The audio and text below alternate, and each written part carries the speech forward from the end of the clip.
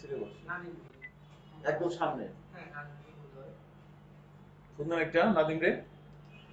Number নাই sir আর দুজন ভাইয়ের নাম্বার আছে দুজন ভাই মিজান কে? এখানে যে বসে এত কুষ্টিয়া গেছে কইলো আমারে। গেছে না আজকে আসার কথা আর কি।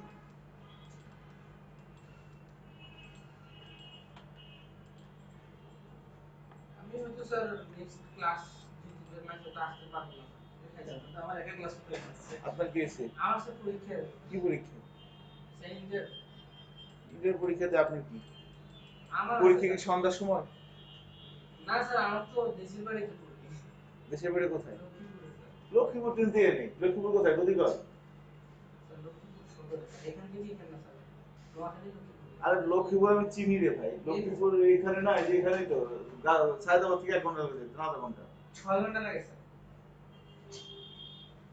যাইতে 6 ঘন্টা আইতে 6 ঘন্টা বেশি টাইম স্যার আমাদের ভিতরে কোনো লাভ হয় না ওদের 2 দিনে ফেরানো দরকার রাস্তাটা তো বড় করে দিলাম আমাদের স্যার লাভ নেই তো স্যার রাস্তা খারাপ এখন রাস্তা রাস্তা দিয়ে গেলে স্যার 10 ঘন্টা লাগে আর লং দিয়ে গেলে স্যার 5 ঘন্টা লাগে আসলে আমি লক্ষ্মীপুর গেছি তো। আমার মনে আছে আমি যখন ভার্সিটিতে পড়ি একদিন রাত 11টা বাজে, তখন এক ফ্রেন্ড আছে লক্ষ্মীপুরে। আমি বলি লক্ষ্মীপুর ঢাকা বাস স্ট্যান্ড চিনেন? ওই ঢাকা বাস স্ট্যান্ড থেকে একটু পিছনে গেলে গদিগঞ্জ নামে একটা জায়গা আছে, একদম লক্ষ্মীপুর শহরে আর কি। না স্যার আমাদের লক্ষ্মীপুরে গদিগঞ্জে কি যেন একটা আছে দিকে। যাই হোক, তো লক্ষ্মীপুরে আমি নোয়াখালী লক্ষ্মীপুরের কথা বলতেছেন না? হ্যাঁ, লক্ষ্মীপুরে আমি গিয়েছিলাম। গেছিলাম হলো রোজার মধ্যে রাত 11টার সময়। এক বন্ধু বলছে দোস্ত এই রেখে যাম থেকে, চল যাই। ওর 11টার সময় যাচ্ছে সায়দাবাদ থেকে বাসে উঠছি, এনা পরিবহন, এনা না কি ঢাকা এক্সপ্রেস, ঢাকা এক্সপ্রেস, হ্যাঁ ঢাকা এক্সপ্রেস উঠছি। একদম বাসে নামা দিল তখন বাজে 3টা, 3টা না সরি আমি সরি 1টার সময় হলো আমরা ওই যে বাস স্ট্যান্ডে নাইটটা খাইলাম। 11টার সময় বাসে উঠছিলাম। ওই যে কুমিল্লা নামছিল কুমিল্লা না, একদম সরাসরি লক্ষ্মীপুরেই। না স্যার 2 ঘন্টাতে স্যার যাওয়া সম্ভব না ন্যূনতম স্যার যদি রাস্তা ভালো থাকে 4 ঘন্টাতে যাওয়া আমি আপনার বলতেছি 2007-এর 8-এর কথা, 7 থেকে 8 এর মধ্যে হবে আর কি। লক্ষ্মীপুরতে এত সময় লাগে না ঢাকা স্টেশন যেতে। 6 ঘন্টা এখন লাগে 6 ঘন্টা বা 7 ঘন্টা প্লাস এখন লাগে স্যার লঞ্চে গেলে আবার 5 ঘন্টা এখান থেকে লঞ্চে চাঁদপুর থেকে তারপরে সিএনজি তে লক্ষ্মীপুর আমার মনে থাকবে আমি এত বড় বড় কই মাছ দিয়ে ভাত খেয়েছিলাম, এত বড় কই মাছ আমি জীবনে কোনোদিন খাইনি। লক্ষ্মীপুরতে আমার ফ্রেন্ড খাওয়াই ফেললো, সেই খাইছিলাম। সেই খেয়ে আবার সকালবেলা ঢাকা এসে ক্লাস করছি স্যার ভার্সিটিতে। একদিনে যাওয়া যায় স্যার আমার তো 2 দিন মানে এক দুই পত্র তো এই জন্য তো ওকে, তো চলেন আমরা কিছু কাজ করি আজকে সবাই মিলে। আজকে আমাদের হচ্ছে ডে 9। তো মোটামুটি আজকে থেকে আমরা একটু অ্যাডভান্সের দিকে যাব। ডে 9 দেখবেন এই আলোচনাগুলো ভালো লাগবে এখন। সো ডে 9 এর মধ্যে প্রথমে আপনি একটা ইন্ডেক্স ফাইল নিয়ে নেন, HTML ফাইল।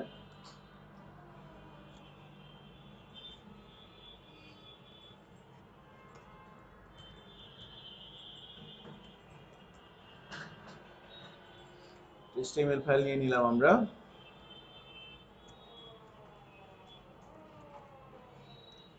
আর হচ্ছে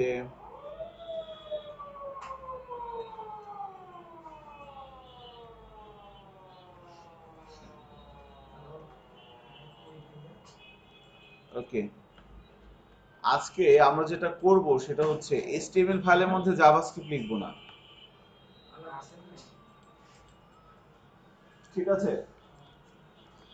আজকে আলাদা একটা জাভাস্ক্রিপ্ট ফাইল নিয়ে নিব আমরা আজকে থেকে। সো আচ্ছা index.html ফাইলটা যেখানে আছে আমরা সেখানে যে ফোল্ডারের মধ্যে রেখেছিলাম সেই ফোল্ডারটা সিলেক্ট করে রাইট বাটন ক্লিক করে নিউ থেকে একটা জাভাস্ক্রিপ্ট ফাইল নিব এবার আজকে। এর নাম দিয়ে দিলাম মনে করি স্ক্রিপ্ট। যেহেতু ফাইলটা তৈরি করার সময় মেনশন করে দিচ্ছি জাভাস্ক্রিপ্ট ফাইল, সো এক্সটেনশন দিতে হবে না, শুধু নামটা দিলেই হবে। আজকে থেকে আমরা এই ফাইলের মধ্যে, কারণ আজকে জাভাস্ক্রিপ্ট কিভাবে ডিবাগ করে সেটা আজকে দেখবো। ডিবাগ, সো ডিবাগ আসবে না ওই কুষ্টিয়াতে এখনো আছে আসে কি করে? পুষ্টে বিয়ে করছে একটা নাকি? বলছে 28 তারিখে ডিবাগটা 1 আপনারা ই করছেন না সি শার্পের বা প্রোগ্রামিং ল্যাঙ্গুয়েজ সি বা ডিবাগ করে না সি স্যার শার্পে ওই যে line by line? HTML CSS debug হয় না, করা যায় না না, HTML CSS ডিবাগ করতে পারবেন না আপনি। CSS করা যাবে, HTML করা যাবে না। CSS এর কম্পাইলার আছে, SAS, লেস এগুলো আছে, কিন্তু HTML এর কোনো কম্পাইলার নাই। ঠিক আছে, HTML জাস্ট ব্রাউজার এটাকে ইন্টারপ্রেট করে।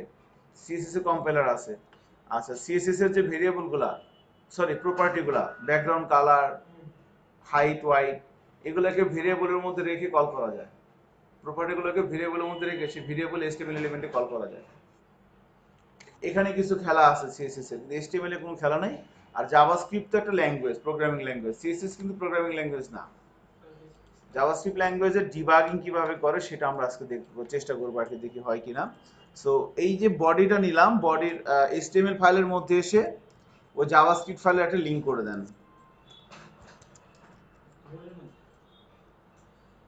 আচ্ছা স্যার, একটা ওয়েবসাইট দেখছিলাম স্যার, মানে একটা ডিবির মধ্যে স্যার স্কল আছে, মানে মূল উইন্ডোতে তো স্কল আছে, একটা ডিবির মধ্যে স্কল আছে, ওটা কি জাভাস্ক্রিপ্ট দিয়ে করা? না, ওটা সিএসএস দিয়ে করা যায়। সিএসএস দিয়ে করা যায়, হ্যাঁ। ওটা ইয়ে আছে, ওভারফ্লো। কি হবে, স্ক্রল হবে না কি হবে? আচ্ছা, ওভারফ্লো যে আমাদের হিডেন দিয়ে বেশি হয়। ওভারফ্লো স্ক্রল আছে, ওভারফ্লো এক্স, ওভারফ্লো ওয়াই। বলে দিতে হবে। বলে দিতেও পারেন, নাও পারেন। ওই স্ক্রল ইভেন্ট যখন দেখবো তখন দেখে নিই, এটা দেখাবো আমি যেটা কথা আপনি বলছেন। আচ্ছা, তো জাভাস্ক্রিপ্টের ফাইলটা নেওয়ার পর এখন আমরা স্ক্রিপ্টে আছি, তাই না? তো আমাদের ফার্স্ট টার্গেট হচ্ছে, মনে করেন আমরা তো ব্রাউজারে রান করবো কোন ফাইলটা, script.js না HTML ফাইল? script.js ফাইল যদি রান করাই তাহলে কি আসবে বলেন তো? ওই লেখাগুলোই আসবে, রাইট। এখানে আমি যা লিখবো ওই লেখাগুলোই কিন্তু এখানে আসবে। যেমন মনে করেন আমি এখানে লিখলাম var x is equal to 10, এবার বললাম document dot right 10, sorry x। এবার যদি আমি ব্রাউজারে যাই,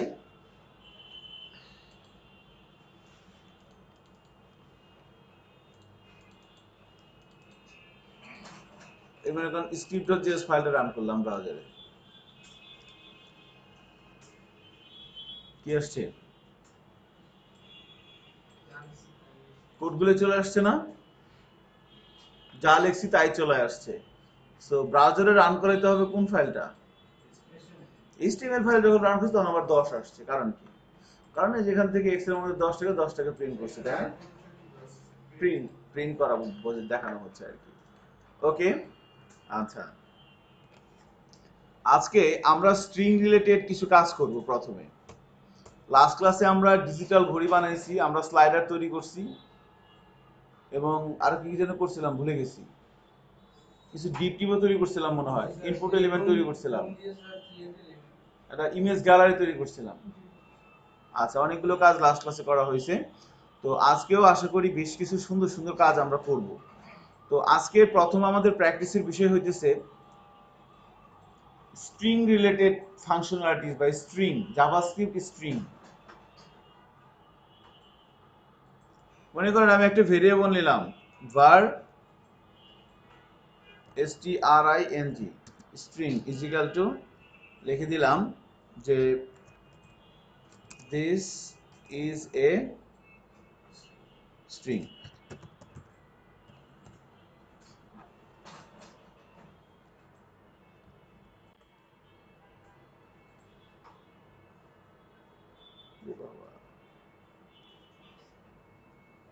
this is a string, sorry,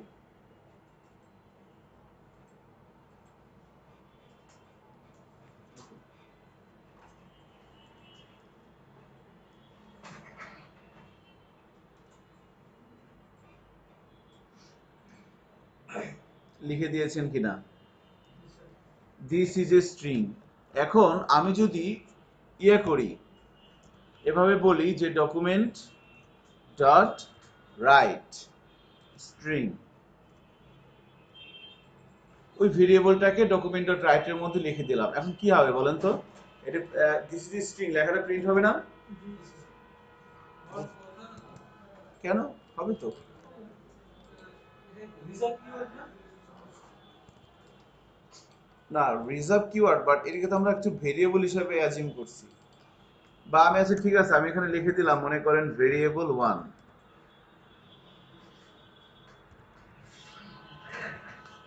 string লিখলেও আসবে, সমস্যা নাই। ভেরিয়েবল 1 লিখে দেন।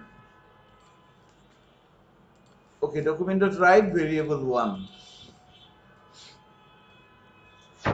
এটা আমাদের দেখার বিষয় না, আমাদের দেখার বিষয়টা একটু ভিন্ন। সেটা হচ্ছে কখনো কখনো আসে তো নাকি দিস ইজ দ্য স্ট্রিং, কখনো কখনো দেখা যায় যে স্ট্রিং এর মনে করেন কারো উক্তি আপনি প্রিন্ট করবেন জাভাস্ক্রিপ্ট দিয়ে, তো স্ট্রিং এর মাঝখানে কোটেশন থাকে না, দিস ইজ, এভাবে বললাম,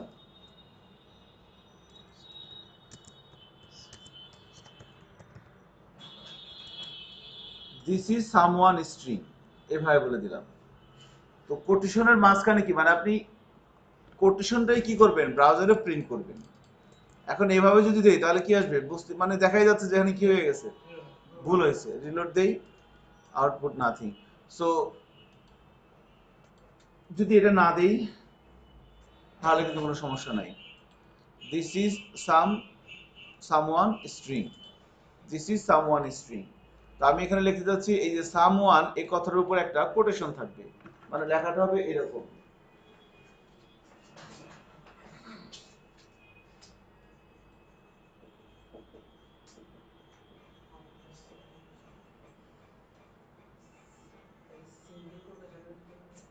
ওটা খেয়াল করছেন? মানে এই এরকম থাকতে পারে না, জি স্যার। থাকতে পারে না, এরকম থাকবেই আপনি যখন কাজ করবেন। তাহলে স্যার সিঙ্গেল কোটেশনের ভিতরে ডাবল কোটেশন না, সিঙ্গেল কোটেশনের মধ্যে ডাবল কোটেশন তো হবেই না। ওইটাই তো আমরা এখন দেখবো যে কি করতে হবে। আছে স্যার, মানে সিঙ্গেল কোটেশনের ভিতরে যদি মিলে রাখি, আমরা যদি ভিতরে ডাবল কোটেশন দিই তাহলে আসে। ঠিক আছে, আমরা ওই প্র্যাকটিসটা করব না, একটু খেয়াল করেন। এভাবে করতে হবে, তখন আমরা কি করব, আমি আপনার কথা ঠিক বুঝি নাই। সিঙ্গেল কোটেশন দিলাম এখানে, জি স্যার, আমরা এখানে সিঙ্গেল কোটেশন ভিতরে ডাবল কোটেশন দিয়ে লিখছি, ভিতরেরটা ডাবল কোটেশন। আচ্ছা, কি প্রিন্ট হচ্ছে, এভাবে আসতেছে। Okay, but this is not proper way, এভাবে আমরা করব না, এভাবে আসলো। অ্যাকচুয়ালি যেটা আমরা করব সেটা হচ্ছে এই ক্ষেত্রে যেটা করতে হবে, এইটার আগে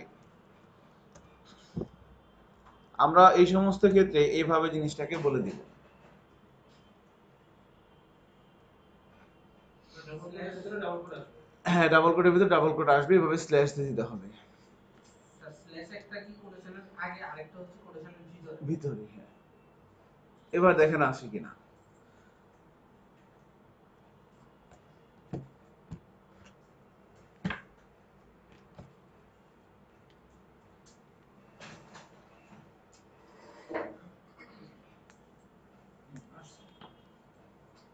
জানি না আসে কিনা, দেখেন আসে কিনা।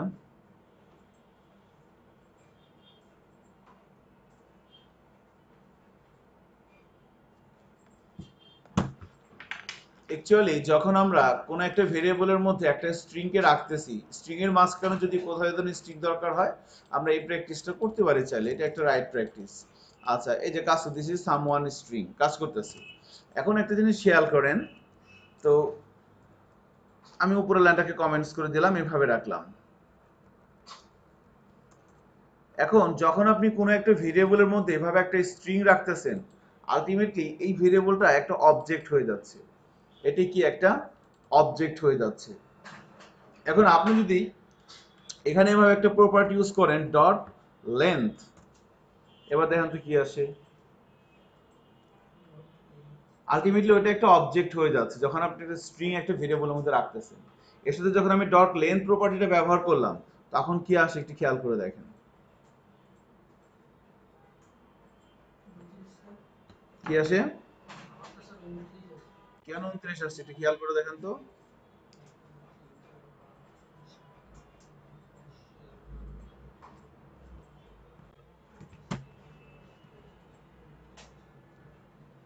তিনটা ক্যারেক্টার। 29টা ক্যারেক্টার। সো লেন্থ প্রপার্টি কি রিটার্ন করতেছে আলটিমেটলি? Variable sir character. না, এই অবজেক্টের মধ্যে কতগুলো ওয়ার্ড আছে সেটা রিটার্ন করতেছে, ইনক্লুডিং স্পেস না এক্সক্লুডিং স্পেস? ইনক্লুডিং স্পেস, তাই না? হ্যাঁ। তো আপনাকে যদি এভাবে বলা হয়, আচ্ছা এটা পরে বলতেছি। সো তাহলে একটা, যখন আপনি একটা স্ট্রিংকে, এটা একটা স্ট্রিং, যখন আপনি একটা স্ট্রিংকে একটা ভেরিয়েবলের মধ্যে রাখতেছেন, আলটিমেটলি এই ভেরিয়েবলটা কি হয়ে যাচ্ছে, এটা একটা অবজেক্ট তৈরি হচ্ছে এই স্ট্রিং এর। সেই অবজেক্টের ধরে আপনি লেন্থ প্রপার্টি ব্যবহার করে কি করতে পারতেছেন, তার টোটাল কতগুলো ওয়ার্ড আছে সেটা বের করতে পারতেছেন, কতগুলো ক্যারেক্টার আছে। আচ্ছা, এবার আমি এটাকে কমেন্টস করে যদি এভাবে বলি, এবার এখানে আপনি চাইলে কিছু মেথডও কল করতে পারেন। দেখেন স্ট্রিং রিলেটেড মেথডের কথা বলা আছে, function to upper case, to upper case ব্যবহার করে দেখেন তো কি হয়, দেখেন না কি হয়, একটু মেথড একটু দেখেন, সবগুলো বড় হাতের হয়ে যাচ্ছে, তাই না? তো আপার কেস দিলে যে দিস ইজ সামওয়ান স্ট্রিং, সবগুলো বড় হাতের হয়ে যাচ্ছে। জি, টু। এরপরে যদি আমরা দেই কিছু মেথডের সাথে আমরা কাজ করতেছি, ঠিক আছে, বিল্ট ইন মেথড, বলে যদি দেই টু লোয়ার কেস দিলে কি হচ্ছে, সবগুলো ছোট হাতের হয়ে যাচ্ছে। আচ্ছা,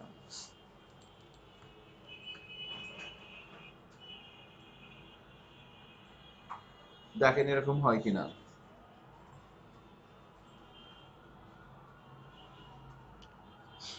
এখন মনে করেন আপনাকে বলল যে একটা স্ট্রিং একটা ভেরিয়েবলের মধ্যে আছে। অ্যাকচুয়ালি এখানে যে ভেরিয়েবলটা দেখতে পাচ্ছেন এর মধ্যে যে স্ট্রিংটা আসতেছে, এটা তো আমরা ম্যানুয়ালি তৈরি করলাম। বাট আপনি যখন রিয়েল লাইফে কাজ করবেন, এই স্ট্রিংটা কোথা থেকে আসবে? ডাটাবেস থেকে আসবে। ওই স্ট্রিং এর উপরে আপনি কি কি অ্যাকশন করতে পারতেছেন সেটা একটু খেয়াল করেন। আপনি তার লেন্থটা বের করতে পারতেছেন, তাদেরকে আপার কেস করতে পারতেছেন, তাদেরকে লোয়ার কেস করতে পারতেছেন। এবার এরকম মনে করেন এটার মধ্যে কতগুলো ওয়ার্ড আছে সেটা আমি খুঁজে বের করবো। এই অবজেক্টের মধ্যে যে স্ট্রিংটা আছে তার মধ্যে কতগুলো ওয়ার্ড আছে। হ্যাঁ, একটা ফাংশন আছে, তার নাম হচ্ছে আপনার স্প্লিট, মেবি এসপি, হ্যাঁ স্প্লিট। এর মধ্যে আমরা একটা স্পেস দিয়ে দিলাম।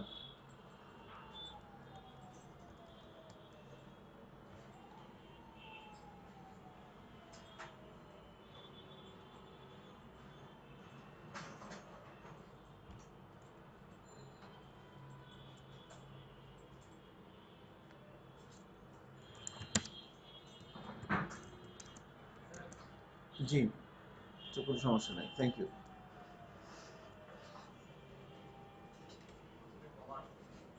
জি, না এইভাবে একটু লেখেন, ওটা ডকুমেন্টও রাইট করবো না তো আমরা, ঠিক আছে? সো স্প্লিটের মধ্যে একটা স্ট্রিং সেন্ড দিলাম এবং মাঝখানে কি, মাঝখানে তো একটা স্পেস দেওয়া আছে। অ্যাকচুয়ালি একটা ওয়ার্ড থেকে আরেকটা ওয়ার্ড লেখার মাঝখানে আমরা কি দেই, স্পেস দেই না? তো এই স্প্লিট ফাংশনের মধ্যে আমরা এখানে কি বলে দিছি, একটা স্পেস, সেটাকে আমরা একটা ভেরিয়েবলের মধ্যে রেখে দিলাম।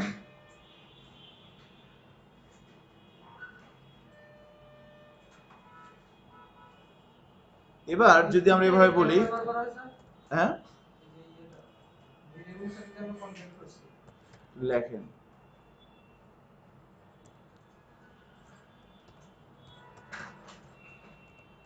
এবার দেখেন কি আসে।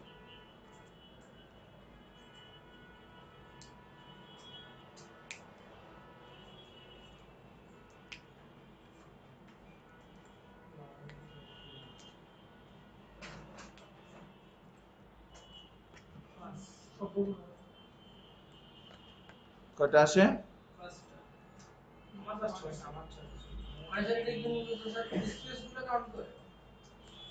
দেখেন আমি যদি ব্রাউজারে যাই, রিলোড দেই, আমার কত আসছে? 5। কারণ কি?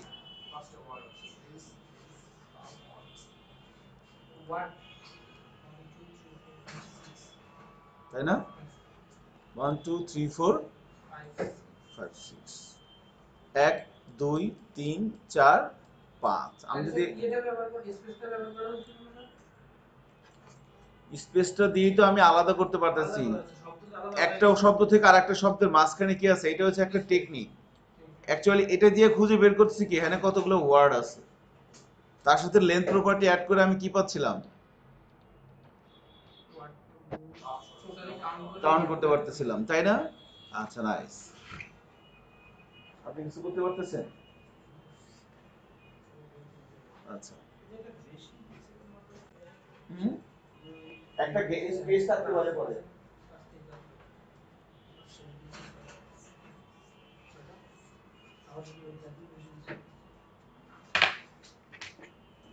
এইবার এই কাজটা করবেন, যতটুকু প্র্যাকটিস হয়েছে এটা দিয়ে এই কাজটা করতে হবে। ইন্টার ইয়োর ওয়ার্ড, এটা একটু বড় সড়ো হবে আর কি।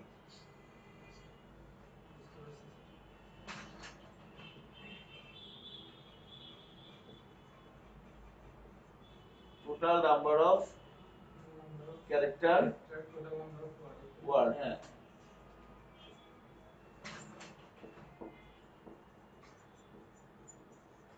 সাবমিট করেন।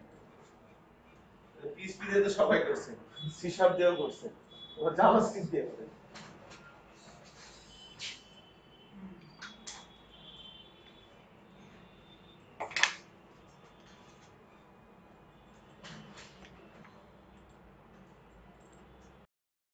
তো খেয়াল করে দেখি আমরা, মনে করেন আমি ওয়ার্ডটা নিয়ে আসছি, তাহলে যদি এভাবে লিখি ফর ক্যারেক্টারের নাম কি sir? var I is equal to, মনে করেন বলে দিলাম 0, এবার বললাম I is less than or equal to words dot length is equal to 1 বলে দিই, I plus plus। এবার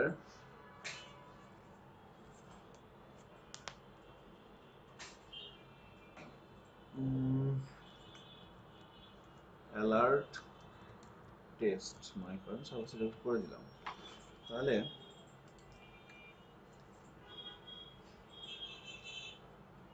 কতবার অ্যালার্ট দিবে? অ্যালার্ট দিবে, তার মানে প্রত্যেকটা একটা ওয়ার্ডের পরে গেছে একটা করে স্পেস আছে না, দেখি কি হয়। প্রথম কি আছে, একবার, দুইবার, তিনবার, চারবার, পাঁচবার, পাঁচবার।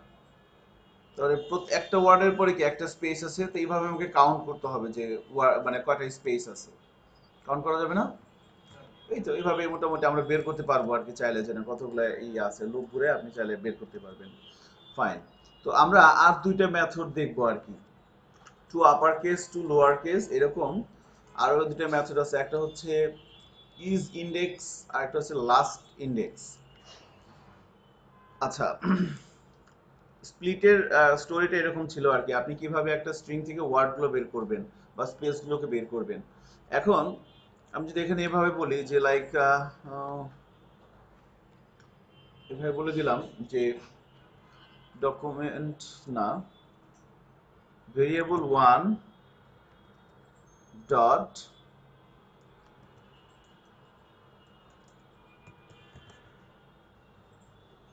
ইন্ডেক্স অফ, ইন্ডেক্স অফ এর মধ্যে মনে করেন বলে দিলাম ইজ, ইন্ডেক্স ওয়ান এর মধ্যে বলে দেন হচ্ছে ইজ, ইজ বলে দেওয়ার পর এটাকে আমরা একটা ভেরিয়েবলের মধ্যে রাখি, আমি বললাম var ডেমো। এবার আমি যদি বলি like document dot right demo, তো ইজ ইন্ডেক্স অফ, আরে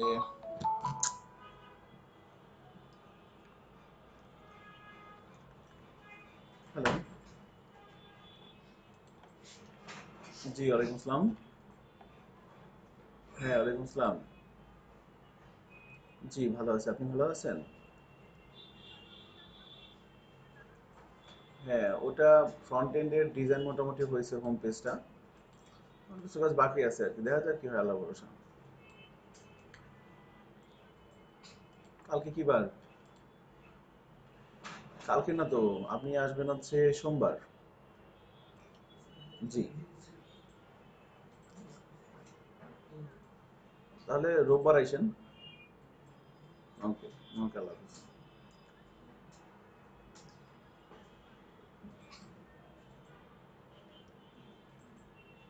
ও,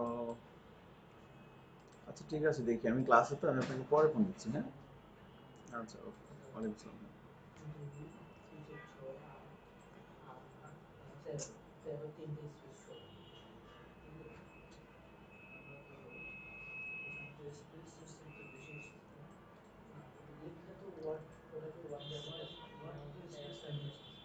আচ্ছা, একটু খেয়াল করে দেখেন, আমি যখন এখানে ইজ দিলাম, সে আমাকে কি রিটার্ন করতেছে? 2, তাই না? আমি যখন ইজ দিলাম তখন সে আমাকে রিটার্ন করতেছে 2। 2টা অ্যাকচুয়ালি কিভাবে আসতেছে? বেসিক্যালি যখন আপনি একটা স্ট্রিংকে একটা ভেরিয়েবলের মধ্যে রাখতেছেন, তখন সেইগুলাকে অ্যাকচুয়ালি পজিশনিং করে রাখতেছে। তো এই যে প্রথম যে ওয়ার্ডটা, এটা হইতেছে 0, এরপর এটা হচ্ছে 1, এরপরে হচ্ছে 2, এরপরে হচ্ছে 3, এরপর হচ্ছে 4, এরপর হচ্ছে 5, এরপরে 6, এভাবে আসতেছে। সো আমি এখানে ইজ দিলাম, ইজটাকে সে কত নম্বরে খুঁজে পাইছে? 0, 1, 2। এই জন্য আউটপুট কত আসছে? 2 আসছে। পাওয়ার পরে স্যার পরে আর যায় না, 2, ঠিক আছে, কোথা থেকে সে পাইছে? এখন মনে করেন আমি যদি এখানে দেই যে লাইক এস দিলাম, দেখি কি করে সে। এস দিলাম, ওকে। এখন এটা অ্যাকচুয়ালি মিনিংফুল কিন্তু কিছু হলো না। আমরা এটাকে ইনডেক্স অফ এই ফাংশনটাকে কোন ক্ষেত্রে ব্যবহার করব? মনে করেন আপনি একটা ইনপুট বক্সের মধ্যে ইউজার কোনো কিছু ইনপুট দিল, ইনপুট দেওয়ার পর সাবমিট বাটনে ক্লিক করলো। ক্লিক করার পর আপনি চেক করবেন ইউজার যেটা ইনপুট দিচ্ছে সেটা ওই স্ট্রিং এর মধ্যে আছে কি নাই, আছে কি নেই। সাপোজ মনে করেন আমি এখানে দিলাম ইজ, ডেমোর মধ্যে রাখলাম। এখন এমন একটা কিছু দিই যেটা এটার মধ্যে নাই।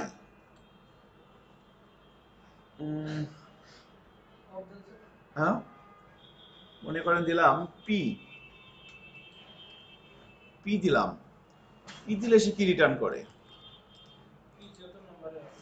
-1। এর কারণ হচ্ছে যখন সে কোনো কিছু খুঁজে পাবে না তখন সে রিটার্ন করবে কি? -1। শুধু পি না, আর একটা কিছু বলেন তো, যেমন জেড, এটার মধ্যে কি জেড আছে? এবার এক্ষেত্রেও সে রিটার্ন করবে কি? -1। তো এটার প্র্যাকটিক্যাল অ্যাপ্লিকেশন কি? মনে করেন আমি এখানে বলে দিলাম ইজ, এবার যদি এভাবে বলি যে if demo is equal two -1 যদি হয়, তাহলে আমি অ্যালার্ট করলাম নট ম্যাচ, এলস অ্যালার্ট করলাম কি? ম্যাচ।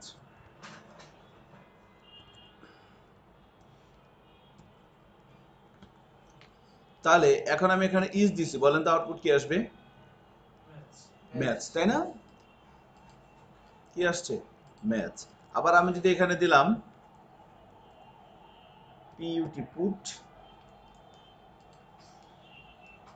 পুট দিলাম, এখন কি আসছে? Not match. সো সার্চিং এর ক্ষেত্রে এটা ব্যবহার করা যাবে না, বা ফাইন্ড আউট এর ক্ষেত্রে? মনে করেন এই ধরনের একটা অ্যাপ্লিকেশন দেওয়া হলো, এখানে এন্টার ইওর ওয়ার্ড,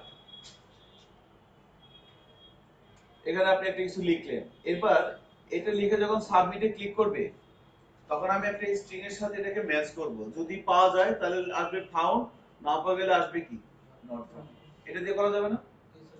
এই এই সমস্ত ক্ষেত্রে আমরা এই পুট কি ইজ ইনডেক্স ফাংশনটা ব্যবহার করতে পারি। কেমন? দেখেন তো আপনাদের এখানে কাজ করে কিনা এরকম করে,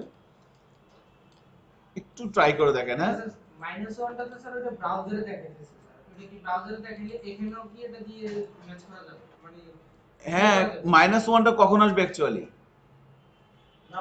না পাইলে, তাই না? না পাইলে হ্যাঁ, তখন এটা দেখাবে আর কি। একটু দেখতে পারেন যে আপনাদের কম্পিউটার ভাবে কাজ করে কিনা। ঘটনা ভুলে যাওয়ার পরে আবার ওইখান থেকে ঘটনাটা রিটার্ন করে নিয়ে আসছে তাই। আরে আমি তো এবার প্রিন্টই করে নিই, আমি এটার মধ্যে রাখছি, রেখে জাস্ট এটা দিয়ে আমি লজিকটা অ্যাপ্লাই করে দেখছি যে কাজ হয় কিনা। ঠিক আছে, আচ্ছা আর একটা ফাংশন দেখেন, লাস্ট ইন্ডেক্স অফ, এটার কাজ কি?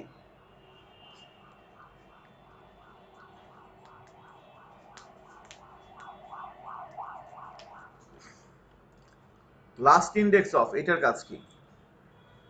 সো এখানে ভেরিয়েবল আমার ওইটাই আছে, আমি ভেরিয়েবলটাকে কপি করে নিচে নিয়ে আসি।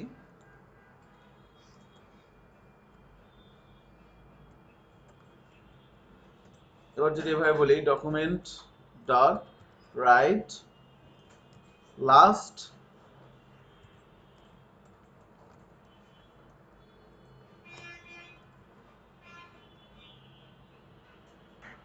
Variable one dot last index of, এখানে কিছু একটা বলে দেন।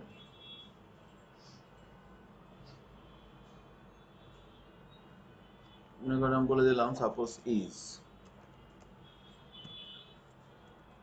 দেখেন এবার কি আসে।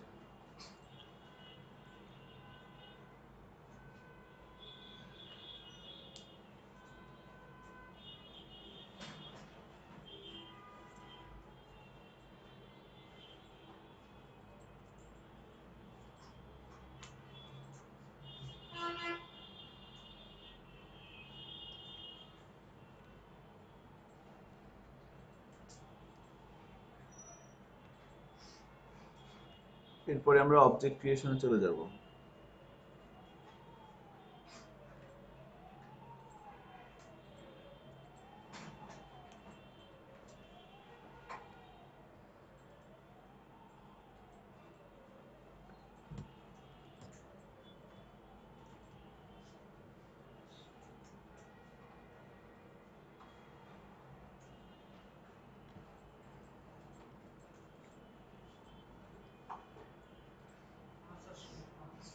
কি আসতেছে? কেন 5 আসে? এটা অ্যাকচুয়ালি এই ওয়ার্ডের পজিশনটা সে খুঁজে বের করতেছে। 0 1 2 3 4, এই ইস্টাকে সে কত নম্বর ইন্ডেক্সে পাইছে? 5 নম্বর ইন্ডেক্সে। মনে করেন আমি এখানে লিখে দিলাম 1, তাহলে কত আসা উচিত?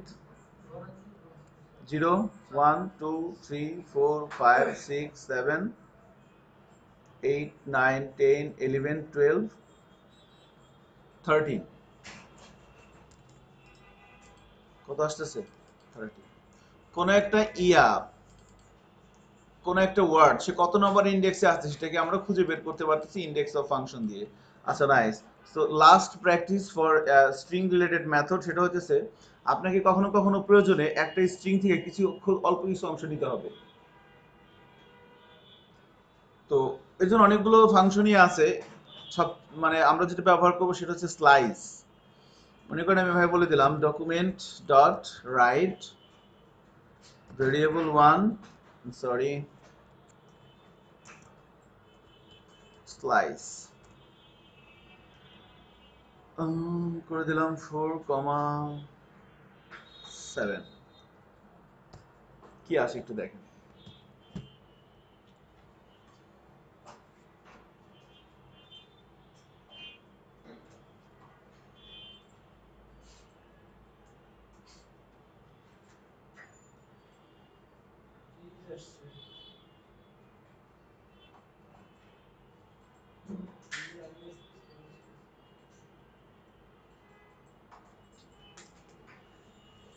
কি আসে?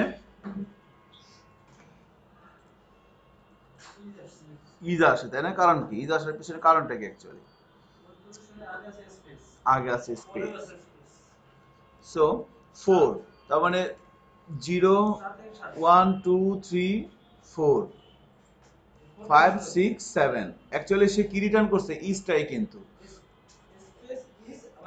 স্পেস, স্পেস ইজ আবার স্পেস। নাইস। এখন আমি যদি এরকম দিই, এখানে মনে করেন এরকম দিলাম যে 0 4 0 1 2 3 0 3 দিলাম, এবার দেখি কি আসে। কি আসছে ডি।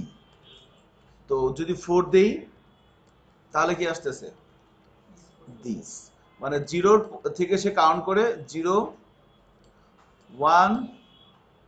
আচ্ছা আচ্ছা, এক্ষেত্রে সে 1 থেকে কাউন্ট করতেছে, কিন্তু দেখেন আমি এখানে 3 দেওয়ার পর কি আসছিল, 3টা আসছিল, কিন্তু 0-র পর থেকে কয়টা ওয়ার্ড আসবে, 4টা। শুরু করবে 0 ইন্ডেক্স থেকে, তারপর থেকে কয়টা ওয়ার্ড সে টান দিবে, 4টা। তাহলে আউটপুট এখন কি আসবে, শুধু দিস। কি আসছে, শুধু দিস।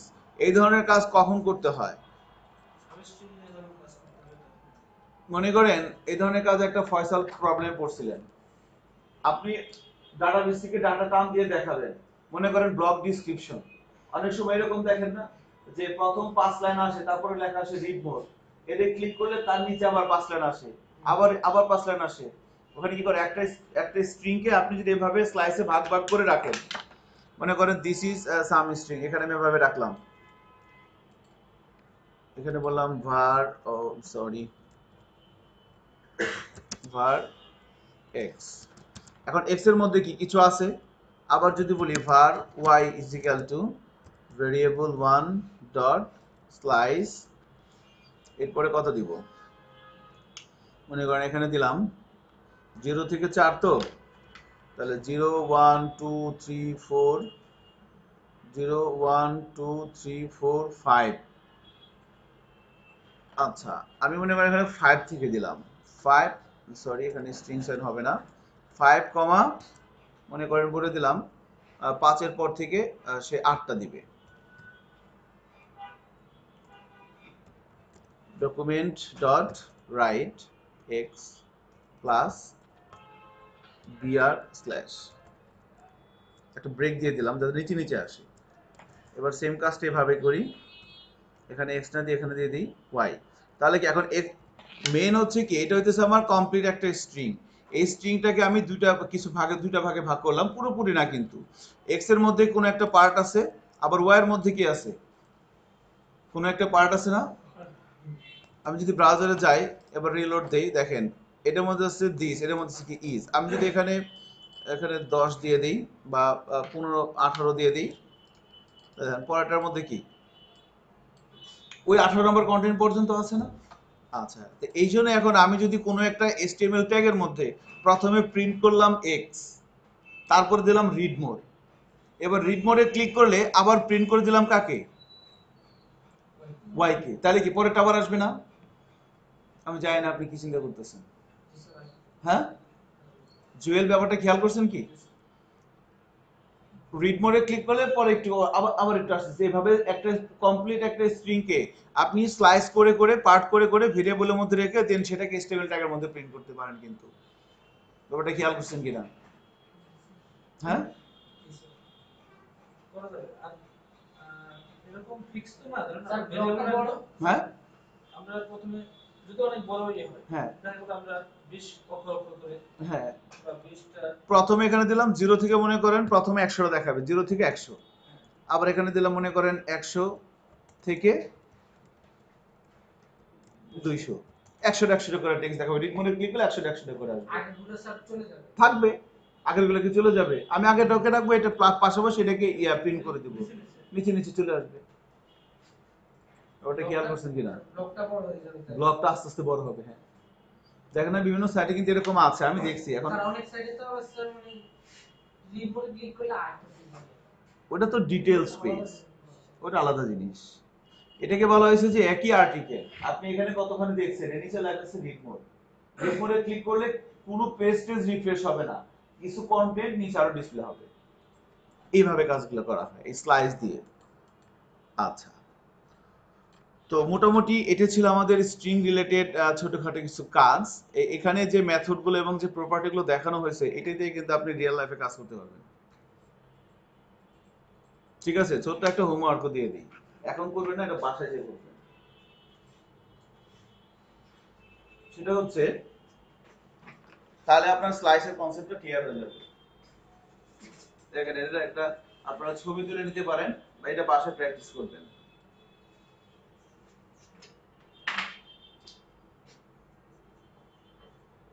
এন্টার প্যারাগ্রাফ, এখানে এইরকম একটা উইদিন 100 ওয়ার্ড, মানে 100 ওয়ার্ডের একটা প্যারাগ্রাফ লিখবেন এখানে, ঠিক আছে? এবার সাবমিট দিবেন, সাবমিট দিবেন। সাবমিট দিলে কি হবে? সাবমিট দিলে যেটা হবে, লেখাটা প্রথমে এখানে প্রিন্ট হবে। প্রথমে একটা প্যারাগ্রাফ ট্যাগের মধ্যে প্রথমে প্রিন্ট হবে, ফার্স্টে প্রিন্ট হবে কত, মনে করেন 30 লাইন। প্রথমে 30 লাইন প্রিন্ট হবে, এরপরে থাকবে রিড মোর একটা বাটন।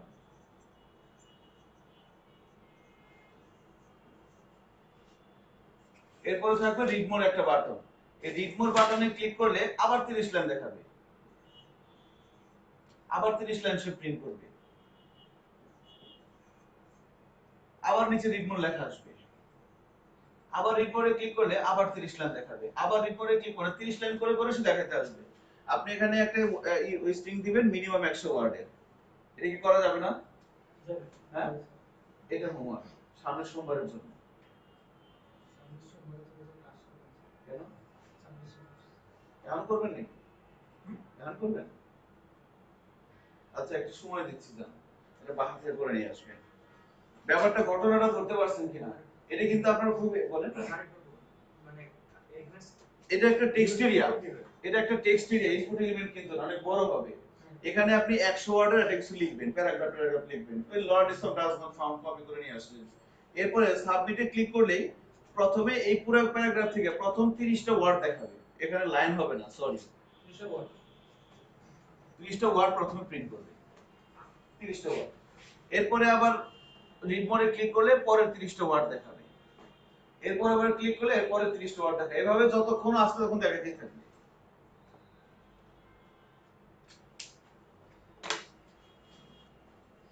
আচ্ছা, এখন আমরা যে কাজটা করব সেটা হচ্ছে জাভাস্ক্রিপ্টের অবজেক্ট ক্রিয়েশন, কিভাবে অবজেক্ট ক্রিয়েট করে। আমরা কিন্তু এখন অবজেক্ট ক্রিয়েট করে নিই, তাই না? বাট অবজেক্ট ক্রিয়েট করার আগে আমরা ছোটখাটো কিছু বিষয় দেখব, সেটা হচ্ছে ফাংশন নিয়ে। একটু খেয়াল করেন, ফাংশন নিয়ে কাজ করব। তো আগের সবকিছু আমি কমেন্টস করে দিলাম। আচ্ছা, আগের সবকিছু কমেন্টস করে দেওয়ার পর এখন এখানে আমরা যে কাজগুলো করব প্রথমে সেটা হচ্ছে, নরমালি আমরা এবার কিন্তু ফাংশনের ডিটেইলস আসবে। নরমালি আমরা ফাংশন লিখি কিভাবে? আমি এখানে একটা ফাংশন লিখলাম, ফাংশন আমি এখানে বলে দিলাম যে লাইক টেস্ট, টিই এসটি, ফাংশন টেস্ট। এখানে মনে করেন আমি একটা প্যারামিটার পাস করলাম a, b। এখানে আমরা কি করি যে var sum is equal to a plus b, return sum। এভাবে আমরা ফাংশন লিখি না? এবং এই ফাংশনটাকে কল করা হয় কিভাবে? আমি যদি বলি টেস্ট, বা এভাবে যদি বলি যে লাইক কনসোল, লিখে ফেলেন সবাই, হ্যাঁ?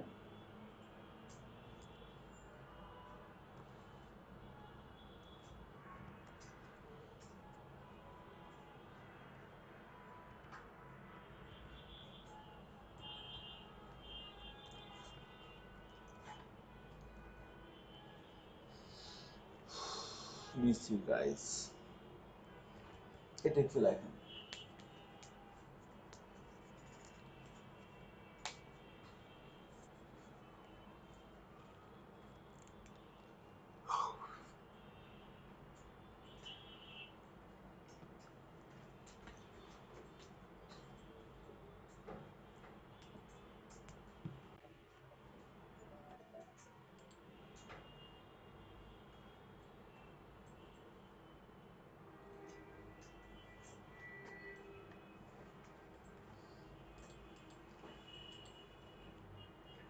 আচ্ছা, আমি একটা ডিসিশন নিয়েছি আর কি, সেটা হচ্ছে যে এই যে আপনার জাভাস্ক্রিপ্টের ভিডিওগুলো হচ্ছে, এগুলো আপনারা কোথায় রাখছেন?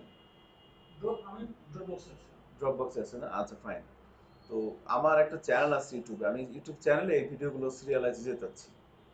যেন যে কেউ যখন তখন চাইলে এখান থেকে দেখতে পারে। হ্যাঁ ভালো ভাই। ঠিক আছে, সাথে একটু এডিট করে দিলে ভালো, একটু ক্যাপশন ট্যাপশন থাকলো। ক্যাপশন আর কি আপনাদের কিছু ব্যাপার থাকলো আর কি এখানে। তাহলে সেখান থেকে আয়ও করতে পারবেন। তাই না? আচ্ছা ঠিক আছে, আল্লাহ ভরসা। edit করে দিলে হ্যাঁ মানে একটা বলতে বেশ ভিউ হবে আর কি। মানে স্যার জাভাস্ক্রিপ্ট টুল কিন্তু এভাবে স্যার সচরাচর পাওয়া যায় না স্যার। কেউ করে এভাবে যদি স্যার বানানো যে যাবে, ক্লাসে বাংলায় কেউ করে না। যে টপিকসের উপরে আলোচনা হয় ওই টপিকসগুলো লিখে দিলে তাইলে যেন স্যার ইউটিউবে ছাড় দেওয়ার সাথে সাথে ওই ভিডিওটা শো করে। না, এত না, ঠিক আছে। কমার্শিয়াল এই চিন্তা করতে হবে। কমার্শিয়ালি না? আচ্ছা কমার্শিয়ালি কিভাবে করে আমি ঠিক জানি না। স্যার চ্যানেল খুলবে, এসিও করতে হবে স্যার। এসইও করতে হবে? এসে করবে। আচ্ছা ওটা মানে চ্যানেলের ভয়েস হইলে এই যে আমার যেমন আমি চ্যানেল একটা করার পরে প্রথম 6 মাসে আমি সার্চ দিতেও আসতাম না। হুম। মানে এখন সার্চ দিলে প্রথম এসে আসে, তখন এসইও করে রেখে দিয়েছিল। আচ্ছা আমি জানিও না ভিউ হচ্ছে না। আচ্ছা প্রথম বছর তো করছিলাম একটা মসজিদে ভিডিও দিয়েছিলাম আমাদের এলাকায়। আচ্ছা। খুব সুন্দর একটা মসজিদ করছে, আমার হুম। খুব ভালো লাগলো। ভিডিও করে চ্যানেলে দিয়ে দিলাম। হুম। এক মাসের মধ্যে আমি সার্চ করলো ভাই। আচ্ছা পরে এখন তো আমি সার্চ দিলে এক নম্বরে আসে, আমি না যে কিছু একটা এক নম্বরে অনেকবার ভিউ হয়ে গেছে জিনিসটা। এক নম্বরে আসে। মানে ওটা হলো মানে ইউটিউবের এসইও করা লাগে, ইউটিউব এসইও ডিজাইন করে। নিজেই করে, হ্যাঁ ওটাই আর কি। ভিউয়ের উপরে ডিপেন্ড করে এগুলা ওরা ইয়া করে, রেটিং দেয়। এখন দেখেন এখানে আমরা console.log এর মধ্যে test 4.5 দিয়ে দিলাম। So this is the way আমরা একটা ফাংশন ডিক্লেয়ার করলাম, সেই ফাংশনটাকে কল করলাম, তাই না? এখন আপনি যদি ব্রাউজারে যান এবং রিলোড দেন, দেখেন আউটপুট কিছুই নেই। কারণ কি? কারণ আপনি প্রিন্ট করছেন কোথায় রেজাল্টটা? কনসোলে। এবার আপনি ব্রাউজারে কনসোলটা ওপেন করেন। কনসোল ওপেন করবো কিভাবে? রাইট বাটন ক্লিক করে ইন্সপেক্ট। গুগল ক্রোমে আছেন তো সবাই না? ইন্সপেক্ট করেন। ইন্সপেক্ট করার পর আপনি কনসোলে যান। কনসোলে গিয়ে দেখতে পাচ্ছি কত? 9, তাই না? হ্যাঁ। এখন যেটা করব এটা হয়তো আমরা আগে কেউ করি নাই। সেটা হচ্ছে আপনি এখান থেকে কনসোলের পাশে কি সোর্স আছে না? সোর্সে ক্লিক করেন। ক্লিক করছেন? সোর্সে ক্লিক করার পরে ফাইলটা আবার রিলোড দেন।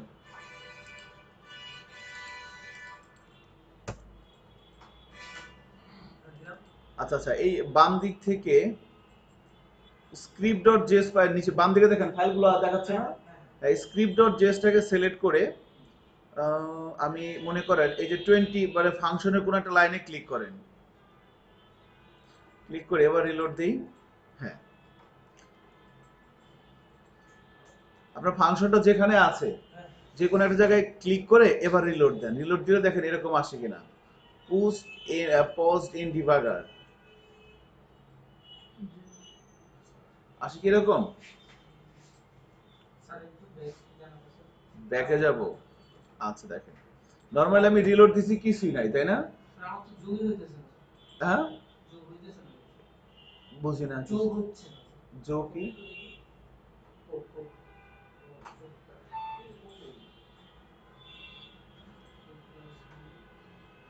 এখানে আপনি ইন্সপেক্ট দেন। ইন্সপেক্ট দেওয়ার আমাদের ডান পাশে আসতেছে ব্যাপারটা আসছে নিচে। হ্যাঁ দেখেন এখান থেকে আমি সোর্সে যাচ্ছি। ওই সোর্সে যাওয়ার পর এবার যদি রিলোড দেই, এই দেখেন রিলোড দেওয়ার পর এটা যেভাবে আসতেছে এরকম আসে কিনা, এই যে ডিবাগারটা আসে কিনা। না আসলে এই যে ডান দিকে এখানে দেখেন এখানেও আছে। এবার এখানে আপনি এখানে ক্লিক করাচ্ছেন না, বাম দিকে দেখেন scope local according to this position. এটা হচ্ছে কি লোকাল ভেরিয়েবল, বিটা হচ্ছে লোকাল ভেরিয়েবল, আর সামটা কি দেখেন তো আনডিফাইন্ড। খেয়াল করছেন আপনি এই যে এখানে যে একটা আইকন আছে না উপরে, এই আইকনের মধ্যে ক্লিক করেন। ক্লিক করার পর দেখেন এখন সামের মধ্যে কত ঢুকে গেছে? 9। আমার এখানে 9 ঢুকবে, আপনি যেটা দিচ্ছেন আর কি ভ্যালুটা কিন্তু ঢুকে গেছে। সো সে কিভাবে আবার এখানে ক্লিক করেন, দেখেন এবার ফাংশন কলিং এর এখানে আসছে। এখন আবার যদি এখানে ক্লিক করেন, এই দেখেন আউটপুট শেষে, তার আর কোনো কাজ নাই। আবার ক্লিক করলে এবার কিন্তু সে ফুল অবজেক্টটাকে রিটার্ন করতেছে। আমার কিছুই হইতেছে না। কিন্তু ওইগুলো তো আমাদের আসতেছে না।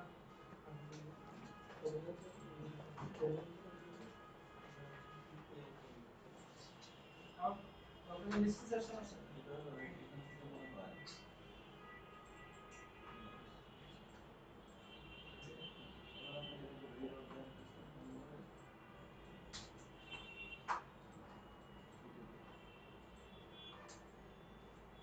তো যোগ হচ্ছে না তো।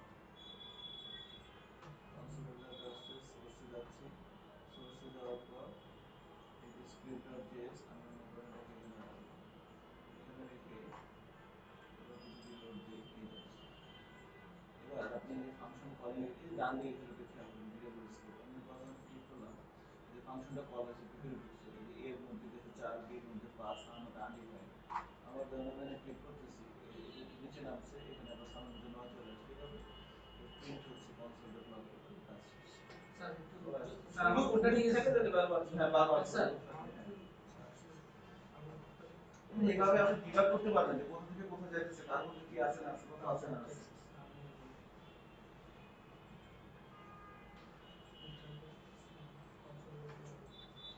কি আসতেছে না আপনার বলেন, ব্রাউজারে যান।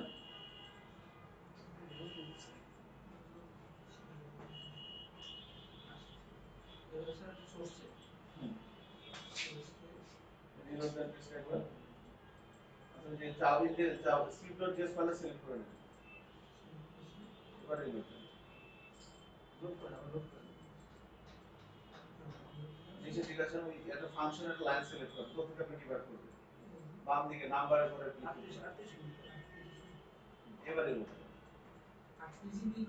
বাস বাস ওকে, এবার রিলোড দেন। এবার আমাদের কাজ শুরু করুন। একটা একটা ক্লান করে করে নিচের দিকে নামবে, এবং এই ডান দিকে এই স্কোপের এখানে আপনি দেখতে পারেন, কল ব্যাকের এখানে দেখতে পারেন।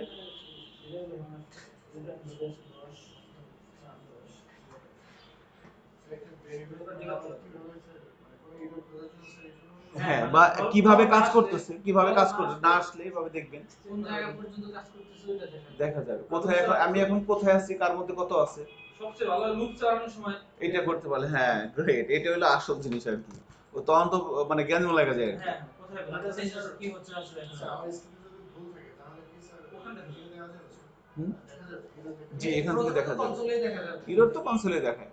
সো এটা আমাদের দেখা যাবে যে কোন এররে কোনটা ঠিক করা হয় বা কিভাবে ফিক্স করা হয়। হ্যাঁ আমি যদি মনে করেন এখানে সাপোজ এটা দিলাম না, এটা একটা এরর না, এখন তো আমি এখানে যাই রিলোড দেই, দেখেন প্রথম কথা হইতেছে আমার এই স্ক্রিপ্ট এখানে কিন্তু বলে দিচ্ছে, দেখেন এখানে এররটা আসছে। তো এখন এখান থেকে দেখে আপনাকে তো ধরতে হবে যে না, আমি কি ভুলটা করছি, আচ্ছা আমি এটা ব্র্যাকেট দিই, কনসোলে দেন কনসোলে এররটা আসবে, এবং কত নাম্বার লাইনে সেটাও বলে দিবে এখানে সম্ভবত। এই যে মিসিং, এই যে এটা আপনার, আপনি যদি এখানে ক্লিক করেন এই যে আপনার সরাসরি এখানে নিয়ে আসবে, এখানে একটা ব্র্যাকেট মিস হচ্ছে, এভাবে আপনি এরর ফিক্সড করতে পারবেন চাইলে আর কি। ঠিক আছে, যেখান থেকে দেখা যাবে হবে আর কি। আচ্ছা এখন এটা আমাদের মেইন ইস্যু না, আমরা এভাবে ফাংশন কল করতে জানি, ঠিক আছে। তো এভাবে ছাড়াও দেখেন এই যে এই ফাংশনটা আমরা করলাম টেস্ট, এইভাবে ছাড়াও আমরা আরো বেশ কিছু ভাবে ফাংশন কল করতে পারি। যেমন আমরা অ্যানোনিমাস ফাংশন দেখে আসছি তাই না, এবার আমরা অ্যানোনিমাস ফাংশন তৈরি করব। মনে করেন আমি এখানে লিখলাম var test is equal to function a comma b, এবার এখানে লিখলাম এই ফাংশন কি ফাংশনের ভিতরে নাম দেওয়া লাগে না, না এটা শুধু হ্যাঁ এই যে একটা ফাংশন দেখেন, জাভাস্ক্রিপ্টে আমরা ফাংশন তৈরি করতেছি, ফাংশন নিয়ে কথা বলা হচ্ছে। তো ফাংশন, তাহলে এখন আমরা একটা ফাংশন তৈরি করলাম, একটা অ্যানোনিমাস ফাংশন, এর নাম কি টেস্ট।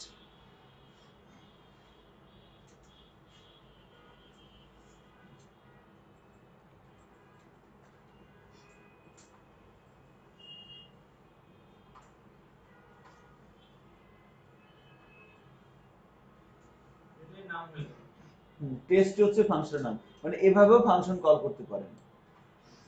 আমরা এখন টেস্টের প্যারামিটার হিসেবে এবিসি দিতে পারি। হ্যাঁ এবি দিয়ে এইখানে এই যে টেস্টের মধ্যে আপনি দেখেন, আপনি console.log এর মধ্যে এসে আপনি যদি লেখেন টি লেখেন, যে আপনাকে সাজেশনে দিবে, এবং এর মধ্যে কি প্যারামিটার গুলো সে চাচ্ছে না, ধ্যান দেয় কিনা এরকম। আমি দিয়ে দিলাম যে 10,20, এবার যদি ব্রাউজারে যাই এবং রিলোড দেই, কনসোলে যাই, আমাকে আউটপুট দেখাচ্ছে কিছুই না, কারণ কি, আচ্ছা ডিবাগের মোডে আছে তো রিলোড দিয়ে নিই, আবার ইন্সপেক্ট করি, এবার কনসোলে যাই, যে 30 চলে আসছে আউটপুট।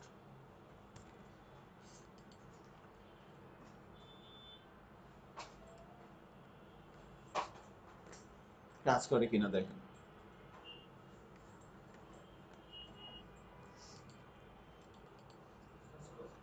করতেছো, তাই না? এখন এখানে আরেকটা ইন্টারেস্টিং ইস্যু আছে, দেখেন এই ইস্যুটা খুব ইন্টারেস্টিং। যে নর্মালি আমরা ফাংশনের মধ্যে যখন কল করি তখন ফাংশনের মধ্যে প্যারামিটার সেট করে দিই, ওই প্যারামিটারের মধ্যেই কি করি, এখান থেকে ভ্যালু পাস করি, তাই না? এখন আমি ফাংশনের মধ্যে কোনো প্যারামিটার সেট করলাম না, আমি ফাংশনে ভ্যালু পাস করলাম, আমি কি সেটাকে এখানে অ্যাক্সেস করতে পারবো? পারবো। কিভাবে দেখেন, নর্মালি আমরা যখন এভাবে রিটার্ন করতেছি, এটা হচ্ছে একটা এক্সপ্রেশন, এটা একটা এক্সপ্রেশন, আবার এটাকে রিটার্ন একটা ফাংশনও করা যায়। রিটার্ন এবার এভাবে লেখেন, আমি যদি বলি কনসোল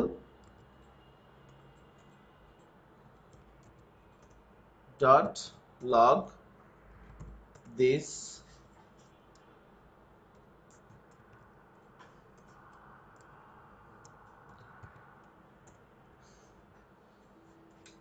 এখন এই ফাংশন থেকে আমি কয়টা জিনিস রিটার্ন করতেছি?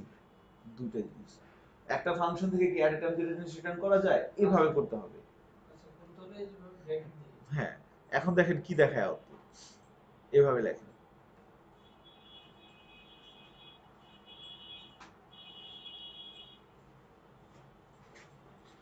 এগুলো তখনই লাগবে যখন আপনি ফুল টাইম জাভাস্ক্রিপ্ট ডেভেলপার, মানে একদম প্রফেশনাল কাজ করতেছেন, তখন আপনার এগুলো লাগবে।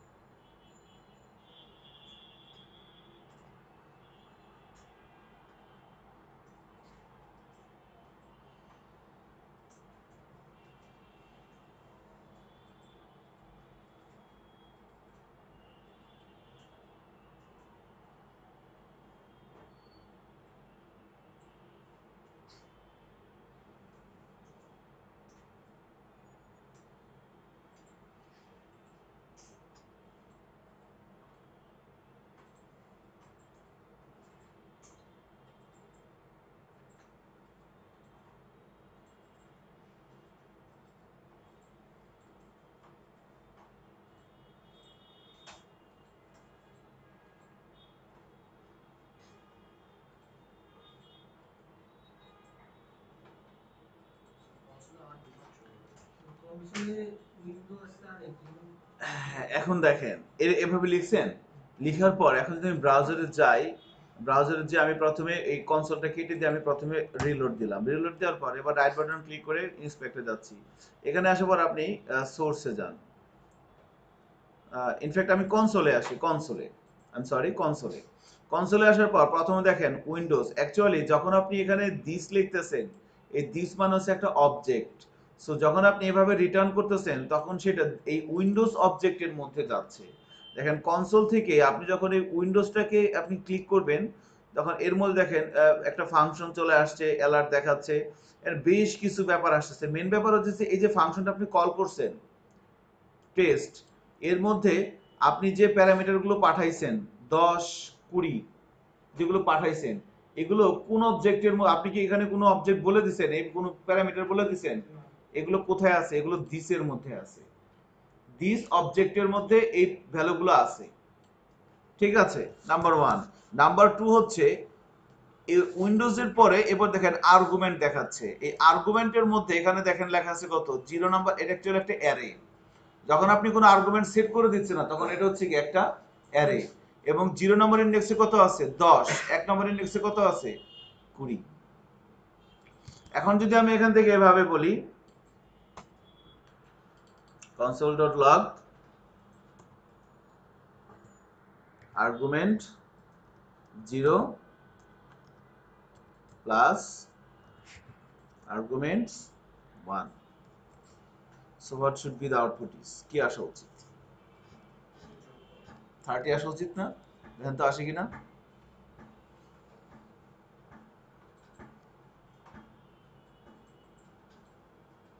ডিসটেক লাগবে না। দিসটা জাস্ট মানে দেখানোর জন্য যে আপনি যখন পাঠাচ্ছেন তখন এটা কোন অবজেক্টের মাধ্যমে, কোন অবজেক্টটা পাস হচ্ছে, উইন্ডোজ অবজেক্টটা পাস হচ্ছে, উইন্ডোজ।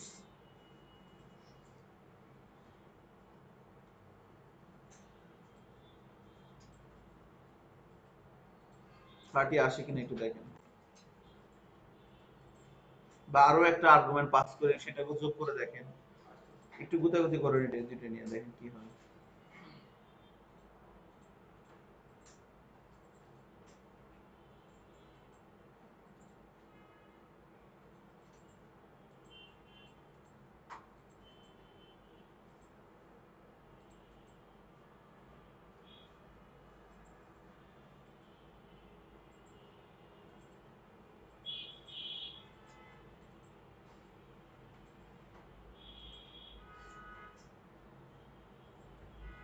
কাজ করে কিনা। সো আর্গুমেন্ট, আরে আর্গুমেন্ট 0 আর্গুমেন্ট 1। এখন আমি যদি ব্রাউজারে যাই এবং রিলোড দেই, আমি দেখতে পাচ্ছি কনসোলে গেলে এখানে কিছুই আসে নাই। কারণ কি? কারণ ডিবাগ হয়ে আছে। আবার রিলোড দিয়ে আবার ইন্সপেক্ট করি, এবার কনসোল আসলে দেখতে পাচ্ছি কত চলে আসছে, 30। আনডিফাইন্ড হচ্ছে এখানে যখন আপনি এই কাজটা করতেছেন তখন যেহেতু আপনি এখানে কোনো আর্গুমেন্ট সেট করে দেন নাই, তখন সে একটা ওই অবজেক্টটার একটা টাইপ রিটার্ন করে এবং সেটা বাই ডিফল্ট থাকে হচ্ছে আনডিফাইন্ড। না, এরর না, এরর না। এই ব্যাপারটা আরো ভালোভাবেই করার জন্য আপনি একটা জিনিস দেখতে পারেন, সেটা হচ্ছে যে মনে করেন আমি এভাবে বলে দিলাম, আমি কনসোল ডট লগে না পাঠিয়ে মনে করেন আমি এভাবে লিখলাম, এখানে আসলাম HTML এর মধ্যে এসে আমি এখানে একটা হেডিং ট্যাগ নিলাম, মনে করেন এর একটা আইডি দিলাম h1, ঠিক আছে। ভ্যালুগুলোও সে পাঠায়, ওটাকেই কনসোল ডট লগে বলতেছে আনডিফাইন্ড। তাহলে এখন এখানে এসে রিটার্ন করলাম, মনে করেন document dot get element by ID. আইডিটা কি দিয়েছিলাম,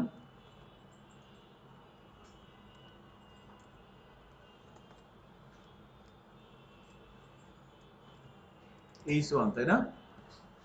h1 দেওয়া হয়েছিল না আইডি, এই যে h1 এলিমেন্টটাকে ধরলাম, ধরে তার কোথায় দিব, ভ্যালুতে না, ইনার এস্টিমেলে। ইনার এস্টিমেলে কি যাবে, আর্গুমেন্ট 0 প্লাস আর্গুমেন্ট 1টা যাবে। এটাকে সিম্পলি আমি রিটার্ন করলাম।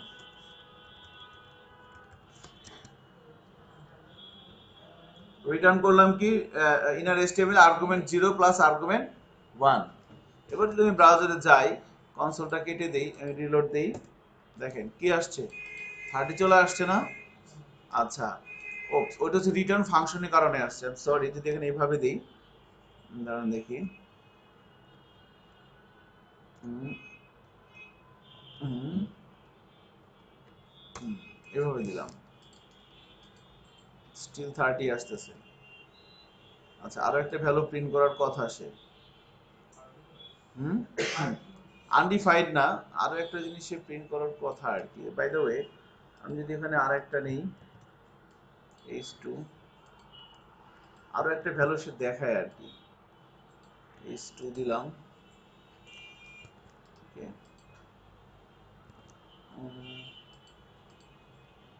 Document dot get element ID, ও এখানে ভুল হয়েছে, এখানে একটা কমা হবে, রিলোড দেই, দুইবারে প্রিন্ট করতেছে। আচ্ছা, বাই দ্য ওয়ে, অ্যাকচুয়ালি এই আনডিফাইন্ডটা কোনো এরর না, এখানে যে আনডিফাইন্ড আসতেছিল না, ওটা কোনো এরর না, ওটা হচ্ছে আপনার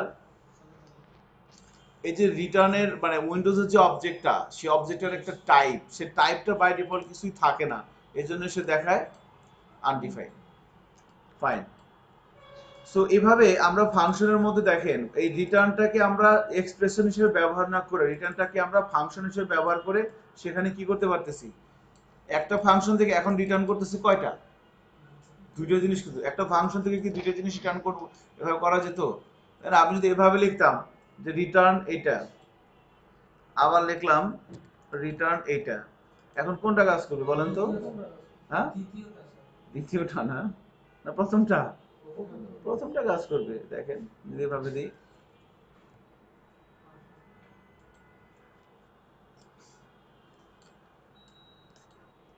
এভাবে দিয়ে দিলাম, যদি ব্রাউজারে যাই রিলোড দিই, অফ ডিবাগার কেন কি আসছে, প্রথমটা এখানে কিন্তু দুইবার 30 আসে নাই, কারণ কি? ফাংশন থেকে তো দুইবার রিটার্ন করতে পারবেন না, বাট আপনাকে যদি দুইটা জিনিস রিটার্ন করতে হয়, আপনি অ্যারে আকারে রিটার্ন করতে পারেন, অথবা এই রিটার্নটাকে কি করতে পারেন, এটাকে একটা অ্যাজ এ ফাংশন হিসাবে আপনি, ব্যাপারটা খেয়াল করছেন কিনা আমি জানি না। এবার কি আসবে? এবার মনে হচ্ছে দুইটাই আসবে, দুইটাই আসছে না? দেখেন তো রিটার্ন এভাবে কাজ করে কিনা আপনার কম্পিউটারে। এরপরে আমরা সেলফ ইনভোক দেখব। ফাংশন কল না করেও কাজ করা যাবে, ফাংশন নিজে নিজেই কল হবে, এটাকে বলা হচ্ছে সেলফ ইনভোক বা সেলফ কলিং।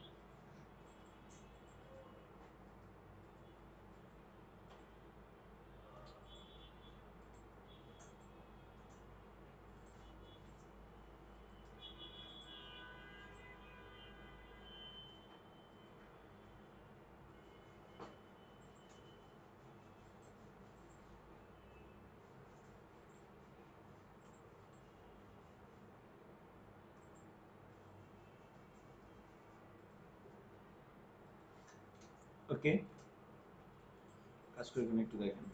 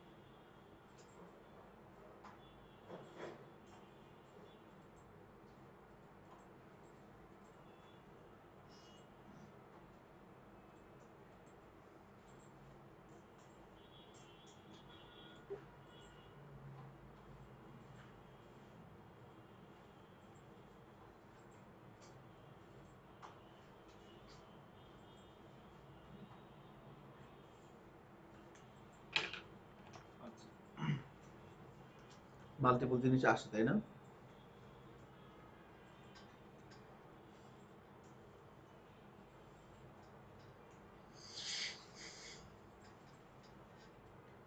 খেয়াল করবেন নাকি এখন একটু?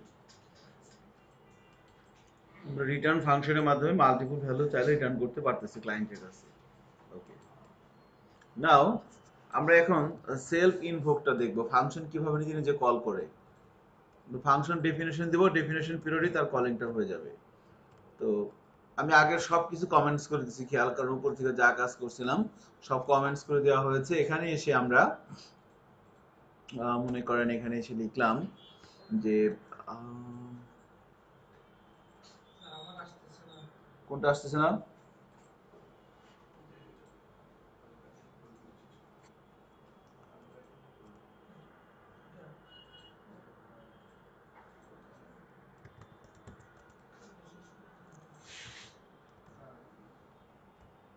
এটা এটা শেষ করতে হবে। কাজ হবে না।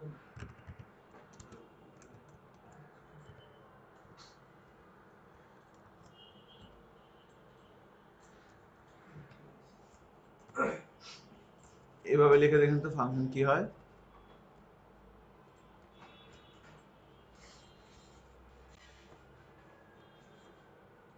এই বিষয়গুলো ছেলে পেলে থাকলে ভালো হতো না বলেন? প্রতিদিন কেউ না কেউ না আসবে, তখন কি হবে?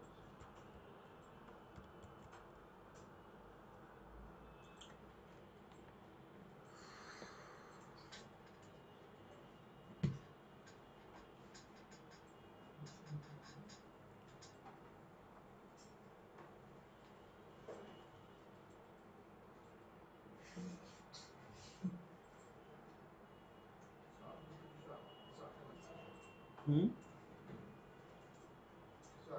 এভাবে লিখলে কিছু আসে না। ও হ্যাঁ, ডেফিনেটলি কিছু আসবে না, কারণ কি আমি কোথায় প্রিন্ট করবে সেটা তো এখানে বলে দেই নেই। সেখানে এভাবে বলে দেই যে লাইক ডকুমেন্ট ডট রাইট বলে দিতে পারেন, অথবা কনসোল ডট লগ বলে দিই। কনসোল ডট লগ প্রিন্ট করবে সে কোথায়, এবার কাজ করবে। ফাংশনের নাম লেখার জন্য আছে, কিছু লিখতে হবে না, এভাবে লিখে দিলাম। এটাকে বলা হচ্ছে সেলফ ইনভোকিং। মানে এটা নিচের লাইনে প্যারামিটারটা নিচের লাইনে না দিয়ে উপরে দিবে। এটাকে বলা হচ্ছে সেলফ ইনভোক। নিচের লাইন কোথায়, আমি তো ফাংশনকে কলই করি নাই। ফাংশনকে তার নাম ধরে কল করতে হয় না। আমি নাম ছাড়াই শুধুমাত্র একটা প্যারেনথেসিসের মধ্যে মাধ্যমে ফাংশনটার প্যারামিটারগুলো পাস করে দিয়ে সে অটোমেটিক্যালি কল হয়ে যাবে। দেখেন অটোমেটিক্যালি কল হয় কিনা আপনার মেশিনে।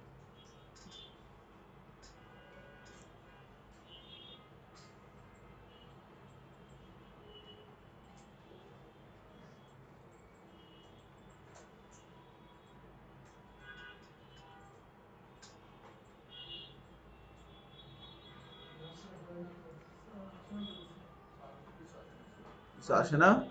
আমি তো দেখি তো কি হয়। আমি যদি ফাইলটাকে রিলোড দেই, রিলোড দেওয়ার পরে আবার ইন্সপেক্ট করি, কনসোলে যাই, আউটপুট কিছুই আসে নাই, কারণ কি? এটা তো প্রায় আগের মতো এসছে।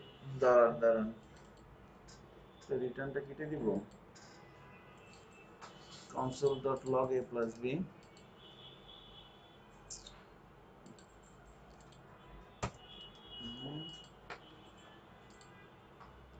রিটার্ন তো করতেই হবে। ওকে, জাস্ট এ মিনিট।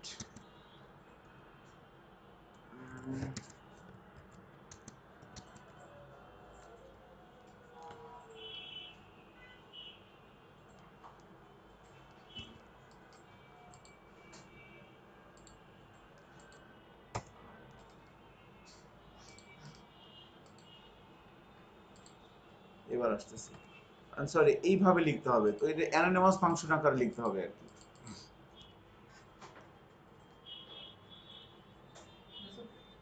পার্থক্যটা কি স্যার? দুটোটাই তো সেম। কোনটা? আগেরটার ফাংশনের নেম ছিল, এটার ফাংশনের কোনো কি নাই, নেম নাই। সেলফ ইনভোক যখন আমরা ফাংশনকে করব তখন আমি এভাবে ফাংশন লিখে করতে পারবো। এভাবে করা যাবে। আবার আমি যদি এভাবে বলি যে লাইক ডকুমেন্ট ডট রাইট, ও আমি তো কনসোলে প্রিন্ট করছি। আবার যদি বলি কনসোল ডট লগ ডেমো 10,4, তাহলে আউটপুট আসা হচ্ছে 6 এবং 14 না? দেখি কি কি আসে। Oh, demo is not a function add script. আচ্ছা, যখন আমি সেলফ ইনভোক করব ফাংশনকে, তখন কিন্তু পরবর্তীতে আমি কনসোলে প্রিন্ট করতে পারবো না, খেয়াল করছেন ব্যাপারটা? বাট এটা যদি আমি না লিখি তাহলে কি হবে? এবার এটা তো কিন্তু স্যার আগের মতোই। আগের মতোই হবে, হ্যাঁ। আচ্ছা, সেলফ ইনভোকের ক্ষেত্রে একটা এক্সেপশন দেখলাম আমরা, এবার কিন্তু 14 আসছে। আচ্ছা, ওকে, যখন আমরা কোনো একটা ফাংশনকে সেলফ ইনভোক করব, পরবর্তীতে সেটাকে আমরা কি করতে পারবো না, ব্যবহার করতে গেলে সে সেটাকে আর অ্যাকসেপ্ট করবে না, এটাকে ট্রিট করতে, কারণ সেলফ ইনভোক নিজে নিজেকেই কল করছে। এগুলো ব্যবহার করবেন কখন, এটা একটা ইস্যু। হ্যাঁ, এখন বিভিন্ন ধরনের কাজে যখন আমরা কোনো একটা কাজ করব, যে না এই ফাংশনটাকে আমাকে, ফাংশনের ডেফিনেশন হওয়ার সাথে সাথেই ফাংশনটা কল হবে। কোনো একটা কাজ তৈরি হওয়ার সাথে সাথেই তার রেজাল্ট আমার দরকার, এই ধরনের কোনো এক্সেপশনে হয়তো আমরা এটা ব্যবহার, এগুলোর ব্যবহার খুব কম আলটিমেটলি আসলে।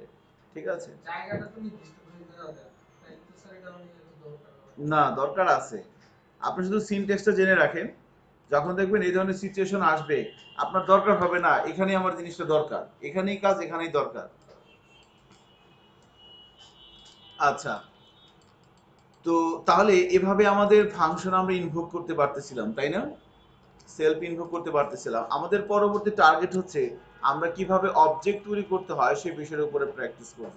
জাভাস্ক্রিপ্টে এখন পর্যন্ত কি আমরা কোনো অবজেক্ট তৈরি করছি? না। তো আমরা বেশ কয়েকভাবে অবজেক্ট তৈরি করতে পারবো জাভাস্ক্রিপ্টের। প্রথম একটা হচ্ছে অবজেক্ট নামের একটা ক্লাসই আছে, সেই ক্লাস ব্যবহার করে আমরা অবজেক্ট তৈরি করতে পারবো।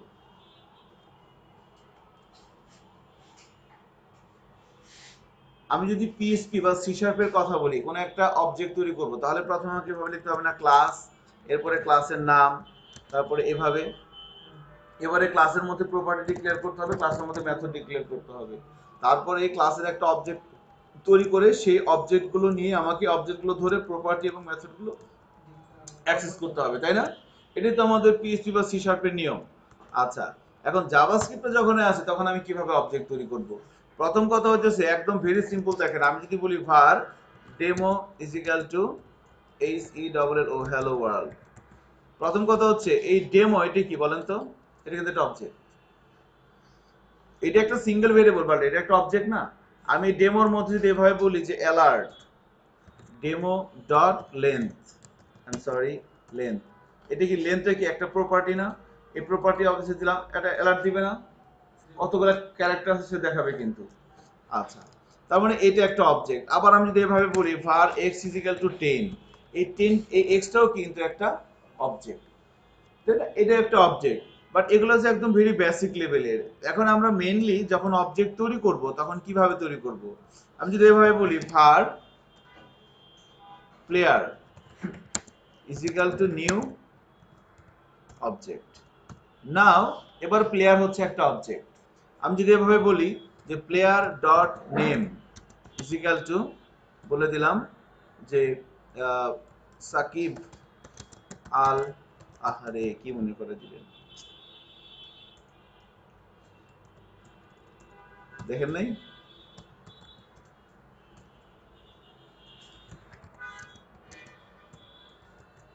সাকিবের বাড়ি কই?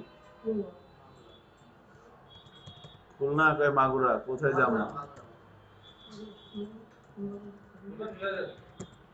বাই দ্য ওয়ে,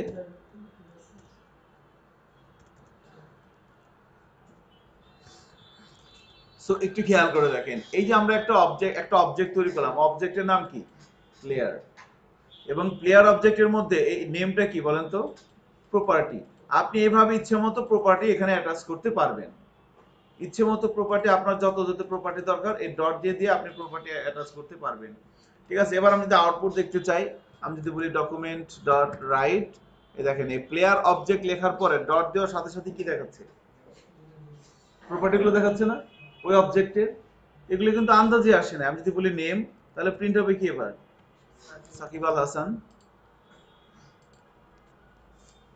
প্রিন্ট হয়ে গেছে। আমি যদি বলি সিটি, তাহলে চলে আসার কথা হচ্ছে মাগুরা, মাগুরা চলে আসছে। আমি যদি বলি কান্ট্রি, তাহলে কি আসবে? আনডিফাইন আসবে, আনডিফাইন, মানে প্রপার্টিটা এই অবজেক্টের মধ্যে নাই। এখন অবজেক্ট তৈরি করলাম এবং অবজেক্টের মধ্যে কিভাবে আমি প্রপার্টি অ্যাটাচ করে দিলাম, ঠিক আছে? এখন অবজেক্ট তৈরি করলাম, সেই অবজেক্টের মধ্যে প্রপার্টি অ্যাটাচ, এখন মেথড অ্যাটাচ করব কিভাবে? মেথড এখানে প্রপার্টি ডিক্লেয়ার করতে হবে। ডিক্লেয়ার করতে এইভাবে জাস্ট ধরে ধরে অ্যাটাচ করে দিবেন। এটা একটা পদ্ধতি, এরকম আরো অনেক পদ্ধতি আছে, দেখাবো একটা একটা করে আস্তে আস্তে, প্রায় 4-5টা দেখাবো। আর এখানে পাবলিক প্রাইভেট প্রোটেক্টেড এগুলো না না না, লুজলি কাপল টাইপ, সবই পাবলিক, সবই পাবলিক। আচ্ছা মেথড মেথড ডিক্লেয়ার করব কিভাবে? ফাইন, আমি এখানে একটা ফাংশন লিখলাম, মনে করেন ফাংশনের নাম দিলাম টেস্ট বা অ্যাড এ কমা বি, সে রিটার্ন করলো এ প্লাস বি, এটা একটা ফাংশন। এখন এই ফাংশনটাকে আমি এই অবজেক্টের মধ্যে অ্যাটাচ করব কিভাবে? এটা একটা অবজেক্ট না? তো একদম সিম্পল, আমি যদি এভাবে বলি যে প্লেয়ার ডট, এখানে দিতে হবে ফাংশনের নাম, আমি বললাম add is equal to add. Now এটা হচ্ছে একটা ফাংশন, আমি মনে করি এখানে অ্যাড না, যেখানে বললাম বিআইটিএম। এবার বিআইটিএমটা কি? এই অবজেক্টের একটা ফাংশন। দেখেন আমরা একটা ফাংশন তৈরি করলাম না, এবার এই ফাংশনটাকে কি করলাম, এই অবজেক্টের মধ্যে ডট দিয়ে কি করে দিলাম, অ্যাটাচ করে দিলাম। এখন যদি আমি এরকম করি, আমি যদি এভাবে বলি যে লাইক অ্যাড 10,20, আউটপুট কি আসবে বলেন তো? এখানে তো রিটার্ন করাই আছে তাই না, 30 আসবে তাই না, কিন্তু 30 কিন্তু আসবে না, প্রিন্ট করা প্রিন্ট করলেও আসবে না। আচ্ছা প্রিন্ট করে মনে করেন ডকুমেন্ট ডট রাইট, এটা করে দিলাম। স্যার এখানে দিয়ে দিয়ে লিখতে হবে, কারণ আমাদের ফাংশনের নামটা এই যে ফাংশনটা অ্যাড ছিল, বাট সেই অ্যাডটাকে আমি এবার অ্যাসাইন করে দিছি কোথায়, এই অবজেক্টের সাথে না। এখন দেখেন আমি যদি ব্রাউজারে যাই এবং সরি রিলোড দেই, দেখি কি আসে, কি আসছে, আচ্ছা 30 আসছে। কেন 30 আসবে, অ্যাডটাকে আমি অ্যাসাইন করে দিলাম এখানে। আচ্ছা সরাসরি ডকুমেন্ট ডট রাইট লিখেছি, এবার কি আসবে, না এবার আসবে না। বা আমি যদি এবার বলি যে প্লেয়ার 1 ডট bitm, আওয়াজ না আমাদের প্রিন্ট কোনো রাখি না, প্রিন্ট করে না না জাস্ট এ মিনিট একটু দাঁড়ান, অ্যাড দিয়ে দিলাম function add player 1 dot bitm, সরাসরি তো অ্যাড আসার কথা না, কেন আসবে, মানে আমি যদি ডকুমেন্ট ডট রাইট এর মধ্যে সরাসরি অ্যাড লিখে দিই তাহলে সেটা আসবে না, অবজেক্ট ছাড়া এই ফাংশনটা আর আসবে না। তাহলে তো একটা ফাংশন হয়ে গেল। অবজেক্ট ছাড়া আগে ডিক্লেয়ার করতে হয় মেথড, এটাই প্রসেস। উদাহরণ দেখি, আচ্ছা অ্যাড করে দিলাম, আচ্ছা এখানে অ্যাড লিখে দেখি তো, এবার যদি এভাবে বলি যে ডকুমেন্ট ডট রাইট,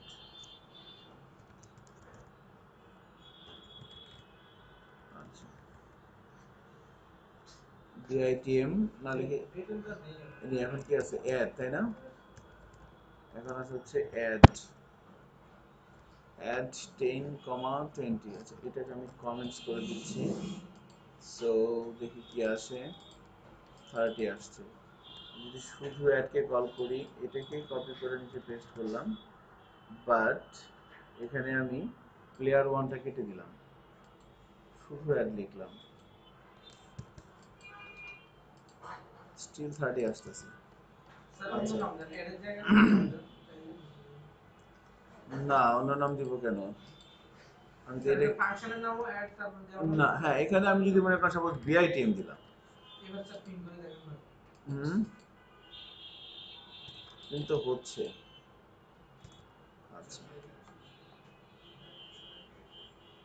হ্যাঁ এবার কিন্তু অ্যাড আর প্রিন্ট হচ্ছে না, খেয়াল করছেন, এবার অ্যাড প্রিন্ট হচ্ছে, সেটাই বলি প্রিন্ট হওয়ার কথা না, বাট তখন কেন প্রিন্ট হইতেছিল, স্যার আমরা প্লেয়ার মানে হ্যাঁ প্লেয়ার মানে প্লেয়ার ডট জিনিস এটা কি প্রিন্ট হচ্ছে, না স্যার আগেরটা কমেন্ট করে দেন। এটা না, এটার সাথে তো এটা কোনো সম্পর্কই নাই, কারণ এটা তো আমি অবজেক্ট দিয়ে ধরছি। আমি বলতে চাচ্ছিলাম যে আমরা প্রথমে একটা অবজেক্ট তৈরি করছি, অবজেক্টের মধ্যে প্রপার্টি অ্যাসাইন করছি, এবার একটা ফাংশন লিখে সেই অবজেক্টের মধ্যে কি করলাম, ফাংশনটা অ্যাসাইন করলাম, তাই না, ফাংশনটা এই অবজেক্টের মধ্যে, এই অবজেক্ট ধরে এটার মধ্যে অ্যাসাইন করে দিলাম। এখন এই ফাংশনটা তো আর ওপেন নাই, এই ফাংশনটা কি এই অবজেক্টের এই এটার মধ্যে আছে না, তাহলে তো এই ফাংশনটা যদি আমি সরাসরি প্রিন্ট করি তাহলে কি আসবে, আসা তো উচিত না, বাট এতক্ষণ আসতেছিল, খেয়াল করছেন, হয়তো কোনো জায়গায় ভুল হয়েছিল আমাদের, বা ক্যাশ থেকেও আসতে পারে। এখন আমি যদি মানে এখানে তো অ্যাড লিখলে তো হবে, এখানে কি লিখতে হবে বলেন তো, bitm, এখানে bitm লিখলে তো আসবেই নাকি, এবার দুটাই আসছে, কারণ কি, আচ্ছা এটা কমেন্ট করে দেখেন। এটা উপরটা উপর আচ্ছা আচ্ছা আচ্ছা উপরে একটা কমেন্টস করে লিখে আসি, এবারে কিন্তু নিচেরটা আসতেছে, নিচেরটা কেন আসবে, আচ্ছা ডট বিআইটিএম ওখানে হচ্ছে গিয়ে এই প্রপার্টিটাই ধরো বিআইটিএম ধরো। দাঁড়ান 1 মিনিট, এটাকে একটা কাজ করি,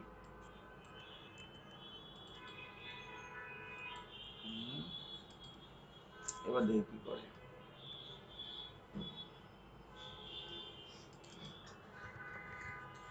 এবার খেয়াল করছেন এই bitm কি আমার ফাংশন না, সরাসরি bitm কে কল করে দিলাম, এবার কিন্তু কিছুই নেই, বাট ফাংশনটা প্রিন্ট করতেছিল অ্যাড দিয়ে হ্যাঁ, এবার যদি ডট বিআইটিএম লিখি, অবজেক্টটা প্লেয়ার ডট বিআইটিএম লিখলাম, ইয়াপস, নাও ইটস ওয়ার্কিং। এই জায়গাটায় ভুল হচ্ছিল আর কি, মানে ঘোষণা করে সরাসরি আগে হ্যাঁ ইন্ডিভিজুয়াল করতে হবে। হ্যাঁ, আগে ফাংশন, তাহলে তো কনসেপ্ট কিন্তু ঠিকই আছে, আগে থাকলে তো এটা তো ওপেনই আছে। সো অবজেক্ট তৈরি করলাম, অবজেক্টের মধ্যে প্রপার্টি ডিক্লেয়ার করে সেখানে অ্যাসাইন করে দিলাম, আবার অবজেক্ট তৈরি করে সেখানে এই যে মেথডটা এবার এটা বিআইটিএম এর মধ্যে আছে, তাই না? প্রপার্টি হিসেবে মানে এই ফাংশনটা এটার মধ্যে আছে। সো বাট আমি যখন এটা কিন্তু অ্যাকচুয়ালি যদি প্রপার্টি বলি তাহলে কিন্তু সঠিক হবে কিনা দেখেন, কারণ প্রপার্টি আমি যদি এভাবে বলি, এটাকে যদি এভাবে বলি যে player one dot name, so এটা কিন্তু একটা প্রপার্টি, কারণ প্রপার্টির পরে কি হয় না, প্যারেনথেসিস হয় না, first bracket start first bracket close হয় না, বাট এটা হচ্ছে কি একটা ফাংশন, দিস ইজ একটা ফাংশন, দিস ইজ একটা প্রপার্টি নাকি? এবার যদি যাই কি আসবে, সাকিব আল হাসান 30, সাকিব আল হাসান 30, বাট আমি যদি সরাসরি এখানে বিআইটিএম কে এভাবে মনে করেন সরাসরি এভাবে এতটুকু লিখে দিই, বিআইটিএম এটা তো একটা ফাংশন, আমি যদি সরাসরি এটাকে ডকুমেন্ট ডট রাইট করি তাহলে কি আউটপুট আসবে? আসবে না, কারণ এই ফাংশনটা কোন অবজেক্টের আন্ডারে আছে, প্লেয়ার অবজেক্টের আন্ডারে আছে। এবার যদি রিলোড দেই এবার কিন্তু নাই, ওটা খেয়াল করছেন কিনা আমি জানি না। একটা অবজেক্ট তৈরি করেন তো এইভাবে, তৈরি করে সেখানে কিছু প্রপার্টি অ্যাসাইন করেন, সেখানে কিছু মেথড অ্যাসাইন করেন, দেখেন কাজ হয় কিনা।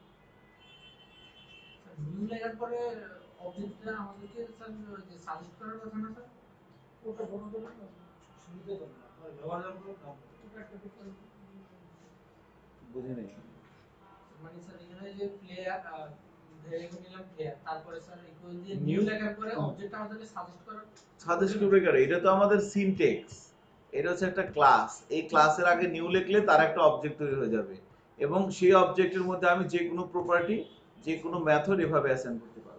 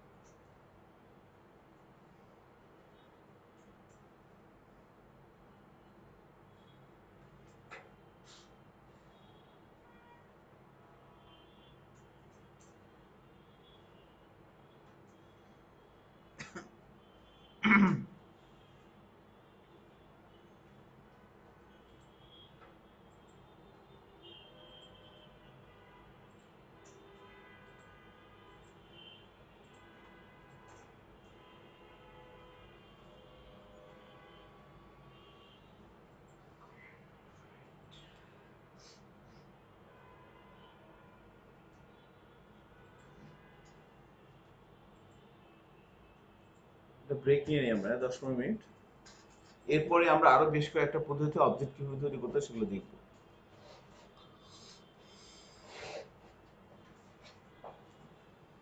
এটা এখানে কাজ করে কি আমরা জাভাস্ক্রিপ্টের মাধ্যমে কিভাবে অবজেক্ট তৈরি করে সেই অবজেক্টের মধ্যে প্রপার্টি এবং মেথড অ্যাসাইন করতে পারি সেই বিষয়গুলো প্র্যাকটিস করতেছিলাম, তাই না? তো এটা হচ্ছে একটা প্রসিডিউর যার মাধ্যমে আমরা অবজেক্ট তৈরি করে সেখানে প্রপার্টি এবং মেথড অ্যাটাচ করে দিয়ে কাজ করতে পারি। কেমন? So nice. আমাদের নেক্সট প্রসেস হচ্ছে যে এটা একটা প্রসেস, আর একটা প্রসেস দেখেন, সেটা হচ্ছে যে আমরা সিম্পলি যেটা করতে পারি, আমি যদি বলি var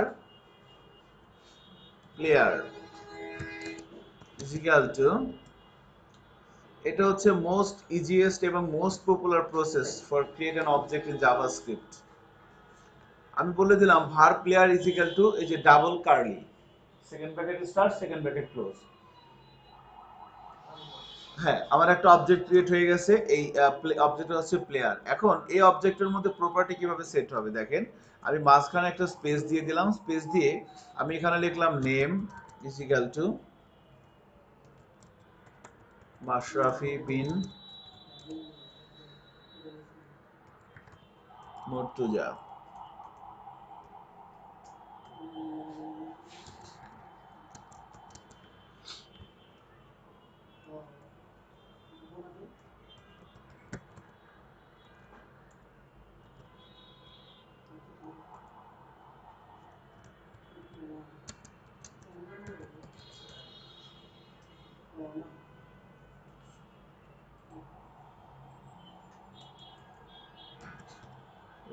এবার সাব দিব।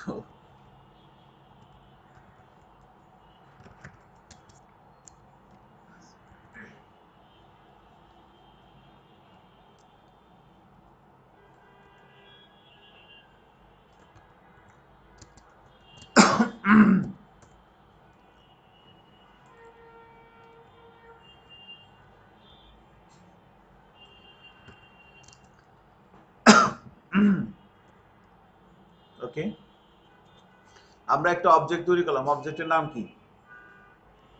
প্লেয়ার। অবজেক্টের মধ্যে প্রপার্টি কি কি আছে? নেম, সিটি, আর মেথড কয়টা আছে? দুইটা, একটা হচ্ছে সাব আর একটা হচ্ছে ডিভ। এখন যদি আমরা এভাবে বলি যে S U B sub document dot write sub 5,6, output কি আসবে? আচ্ছা সরি, কমা, আউটপুট কি আসবে?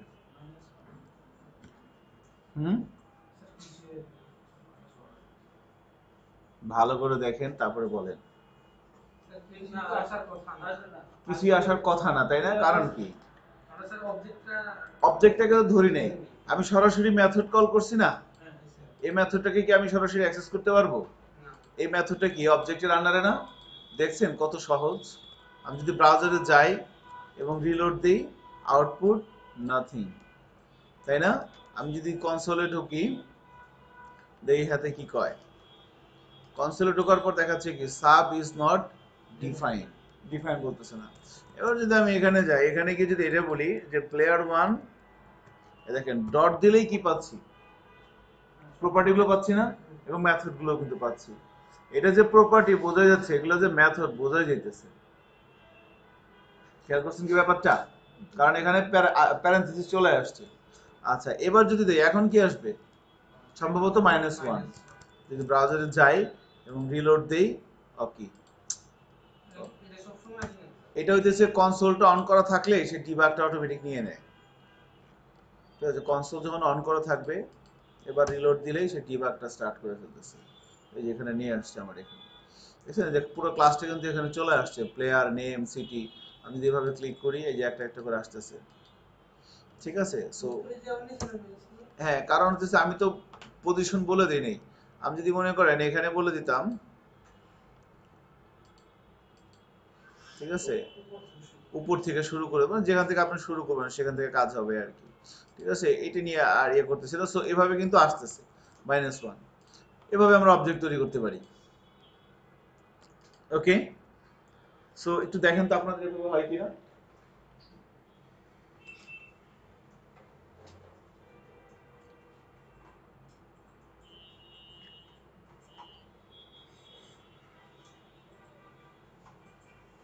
এই যে পদ্ধতিতে অবজেক্ট তৈরি করলাম, এটাকে বলা হচ্ছে Jason object. Jason object in JavaScript.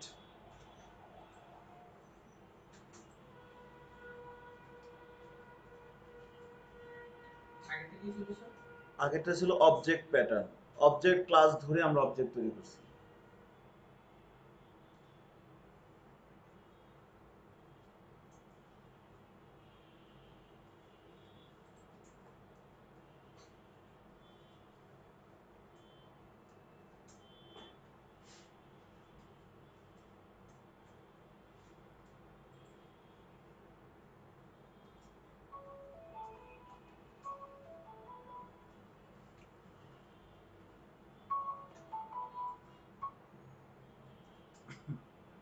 ইসলাম,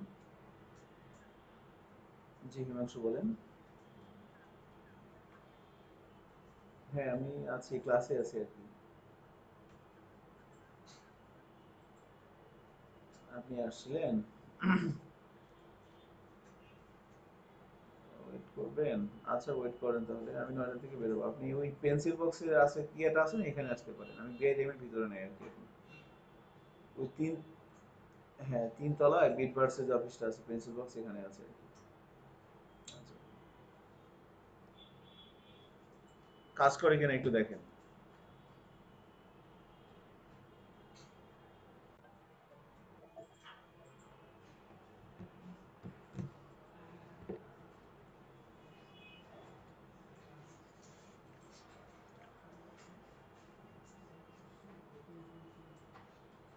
হিমাংশু আসছেন? স্যার বসেন একটু।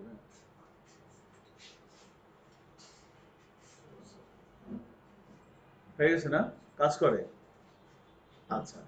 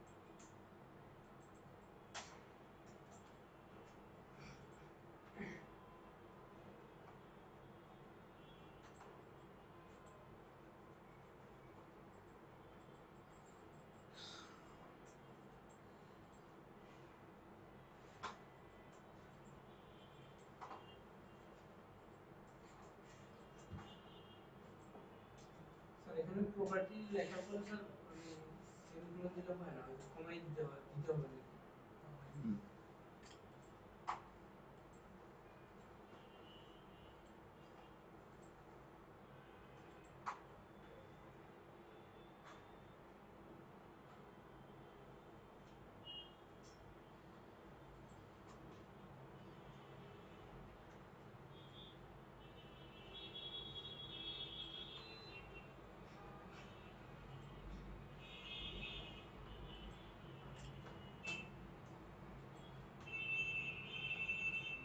কাজ করে কিনা?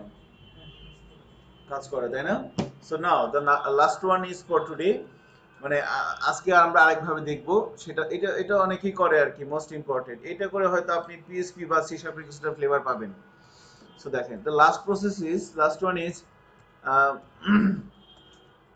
সেটা হচ্ছে কনস্ট্রাক্টর ফাংশন মেথড। জাভাস্ক্রিপ্টে আপনি কিভাবে অবজেক্ট তৈরি করবেন বা ক্লাস তৈরি করবেন। কনস্ট্রাক্টর মেথড সেটা কিরকম? মনে করেন আমি লিখলাম var person is equal to function।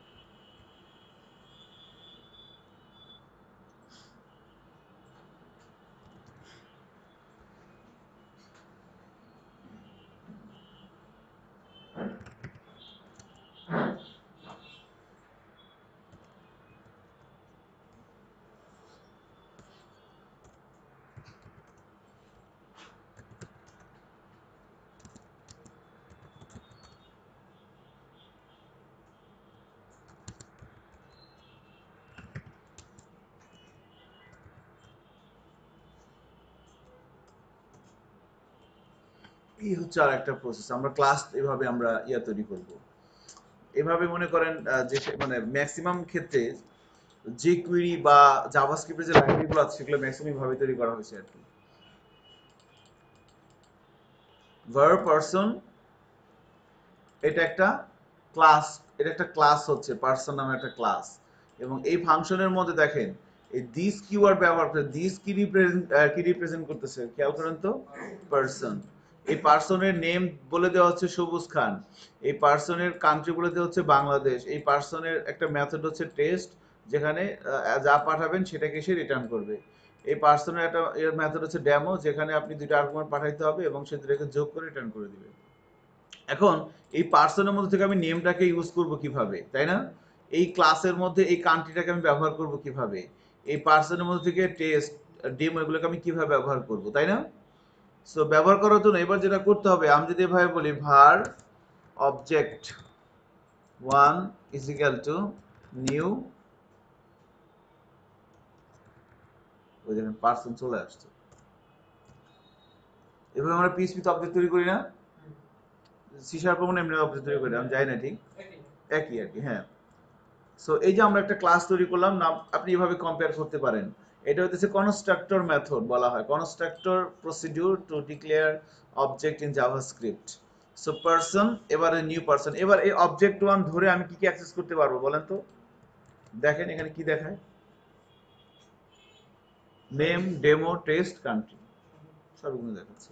তো আমি যদি এখানে এভাবে বলি like document dot right object 1 dot name, তাহলে এবার কি প্রিন্ট হচ্ছে? সবুজ খান। দেখি প্রিন্ট হয় কিনা, সবুজ খান দেখাচ্ছে। আমি যদি এখানে শুধু নেম লিখে দিই, এরা বলার অপেক্ষা রাখে না। আপনাদের জানতে এভাবে কাজ করে কিনা? যদি এটা কাজ করে তাহলে ছোট্ট একটা এক্সাম্পল করবেন ক্লাস দিয়ে। আগে এটা র প্র্যাকটিসটা করে নেন।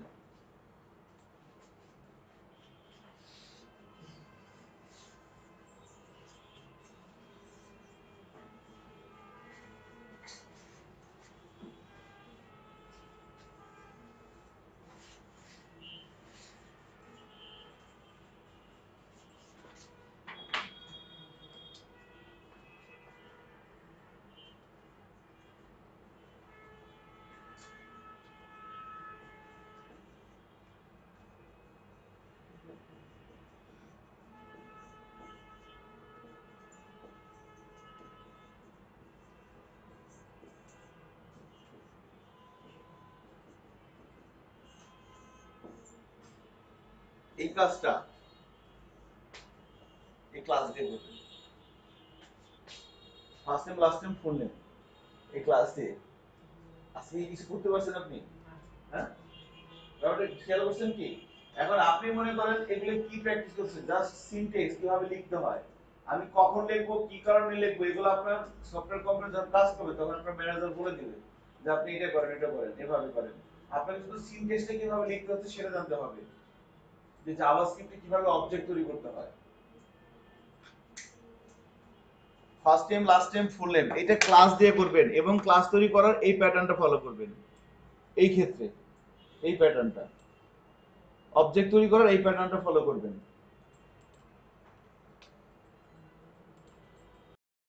তো প্রথমে একটা ইউআই তৈরি করি নাকি? ওকে, সো যার কেউ নাই তার টেবিল আছে, first name,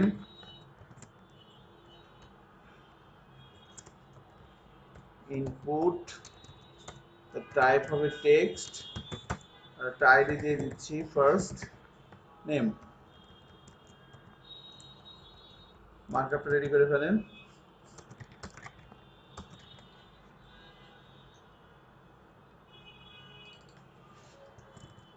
last name, last name,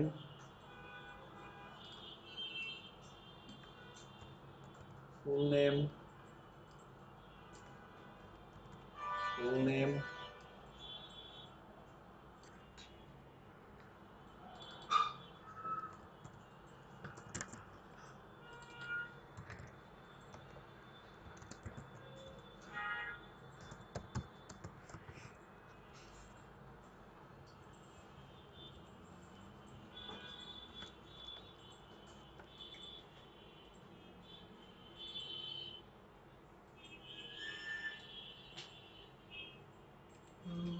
output এরকম আছে, first name last name full name.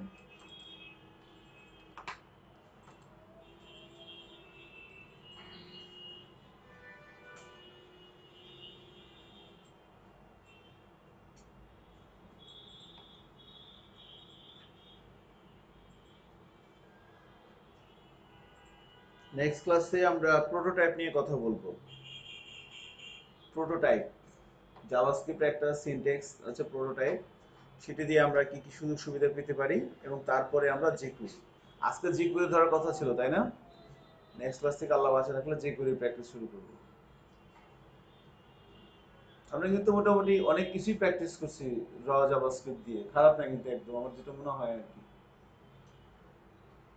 আমাদের প্রায় 3-24 ঘন্টার মতো প্র্যাকটিস হয়ে গেছে, 3 ঘন্টা করেও যদি হয় 3-24 ঘন্টা না? বাসায় তো কিছু না কিছু করছেন নাকি? 1 মিনিট 2 মিনিট হলেও তো করছেন। যে একটু হাসতেছে, মানে বাসায় কি করছে সেটা আমি বুঝতে পারতেছি।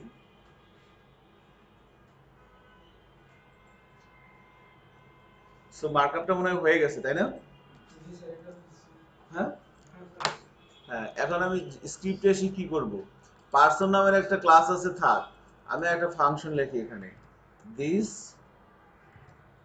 ডট, ফাংশনের নাম দিলাম মনে করেন full name is equal two, function দিচ্ছি, এখানে দুটো প্যারামিটার দিলাম, ফার্স্ট নেম কমা লাস্ট নেম। এক লাইনে কোড লিখলে তো হয়ে যাওয়ার কথা।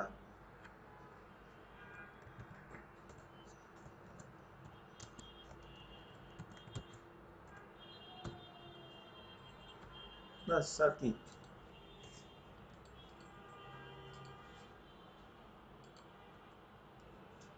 পার্সন ক্লাসের মতো একটা ফাংশন লিখে দিলাম, এতে করে প্রোগ্রামটা কি হয়, সিকিউর হয় অনেক বেশি তাই না? এবারে ফাংশনটাকে যে কেউ সরাসরি অ্যাক্সেস করতে পারবে না, ওই পার্সন অবজেক্টটা ছাড়া, পার্সন ক্লাসের অবজেক্ট তৈরি করা ছাড়া।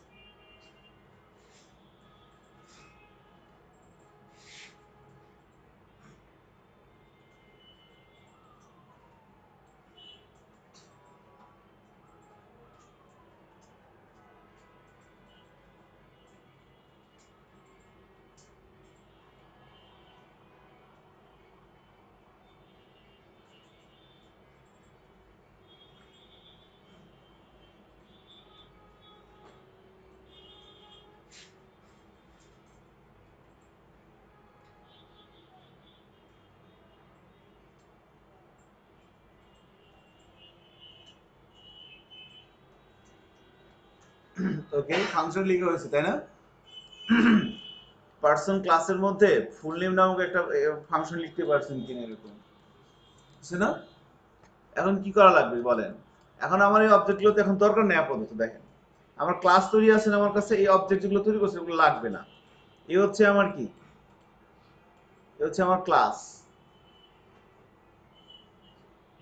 সিনট্যাক্সটা ধরতে পারছেন কিনা দেখেন। আমার কাছে কিন্তু মনে হয় এগুলো পানির মতো সহজ। এটা কোনো মানে আহামরি কিছু আছে, কোনো রকেট সায়েন্স এখানে আছে? জাস্ট একটু প্র্যাকটিস করতে হবে, আর কিছুই না। কিভাবে প্রপার্টি ডিক্লেয়ার করতেছি, কিভাবে মেথড ডিক্লেয়ার করতেছি। আচ্ছা, এখন আমি করবোটা কি? এখন ঘটনা এই ফাংশনটা কখন কল হবে? যখন আমি এই বাটনটা ক্লিক করব। তাহলে এর একটা আইডি দেওয়া আছে না? কি আছে? ভিটিএন। এবার যদি আমি এখানে এভাবে আসি, এই ক্লাসটা উপরে থাক বা নিচে থাক নো ম্যাটার, আমি নিচে এসে যদি বলি যে like document dot get element by ID,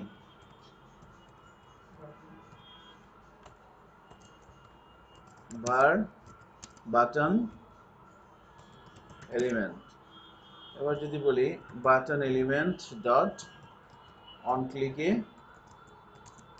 একটা ফাংশন কল হচ্ছে। ফাংশনের মধ্যে এসে আমরা কি করব বলেন তো? Document dot get element by ID first name.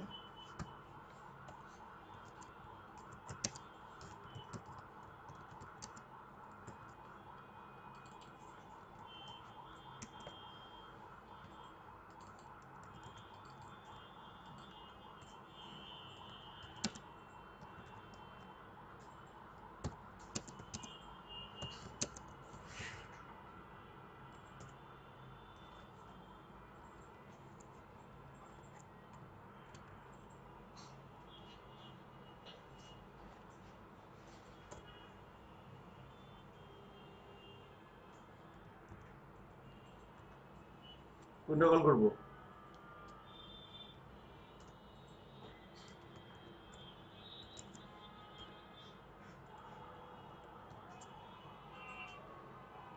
String মতো লাগতেছে না অনেকটা?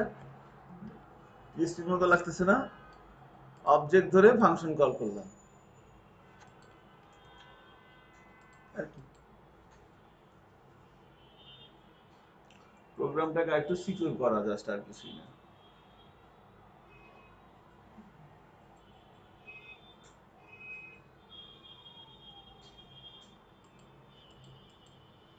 এই যে বাসায় বন্ধ আগামী 7 দিন, সামনে বুক করতে হবে ক্লাস। আমরা জাভাস্ক্রিপ্ট দিয়ে যতগুলো কাজ করছি সবগুলো কাজ একটা ক্লাসের মধ্যে করে নিয়ে আসবেন। আপনার নামে ক্লাসটা হবে, যার যার নামে। আপনার নাম কি? নাদিম নামের একটা ক্লাস তৈরি করবেন, মানে এরকম var নাদিম সমান সমান ফাংশন, এর মধ্যে আপনি এই পর্যন্ত যা যা প্র্যাকটিস করছেন এই ক্লাসে সব করে নিয়ে আসবেন। পারা যাবে না? ক্যালকুলেটর তৈরি করছেন, যা যা করছেন, স্লাইডার যা যা করছেন সব এই ক্লাসের একটা ক্লাসের মধ্যে করে ওইটাই মনে করেন একটা লাইব্রেরি, নাদিম ডট জেএস। ফাইলের নামটাও দিবেন নাদিম ডট জেএস। আমার কথাটা শুনছেন কি আমি জানি না। ফয়সাল, ইয়া, জুয়েল, আপনি যা যা করছেন ক্লাসে এতক্ষণ পর্যন্ত সব একটা ক্লাসের মধ্যে এভাবে করে নিয়ে আসবেন। সবই তো কোনো না কোনো প্রপার্টি অথবা কোনো না কোনো কি মেথড। এভাবে করলে কাজ হয় কিনা একটু দেখেন। মাথা গরম হয়ে গেছে মনে হয় সবার।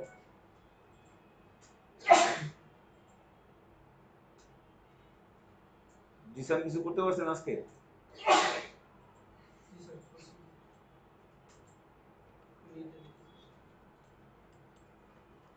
আচ্ছা, এখন তো হইলো না অ্যাকচুয়ালি, তাই না? আমি তো সরাসরি ফাংশনে কল করে দিলে তো আউটপুটটা বক্সের মধ্যে যাবে না, তাই না? তখন কি করতে হবে? আর একটা নিতে হবে। তার নাম কি ছিল? ফুল নেম নাকি? Full name.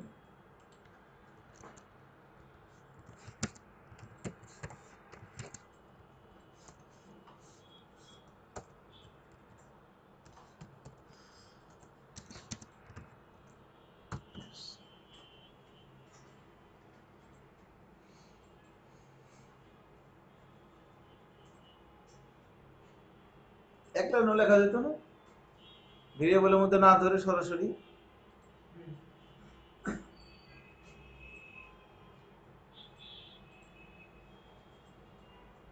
আচ্ছা, আমি একটু দেখি হয় কিনা। হ্যাঁ, জাস্ট মিনিট। আমি যদি ব্রাউজারে যাই এবং রিলোড দেই, এখানে মনে করেন লিখলাম ফার্স্ট নেমের মধ্যে লিখলাম মনে করেন লিখলাম কবির খান। ওকে, আসে না তো। ও সরি, এখানে কি হবে, ভ্যালু হবে, তাই না?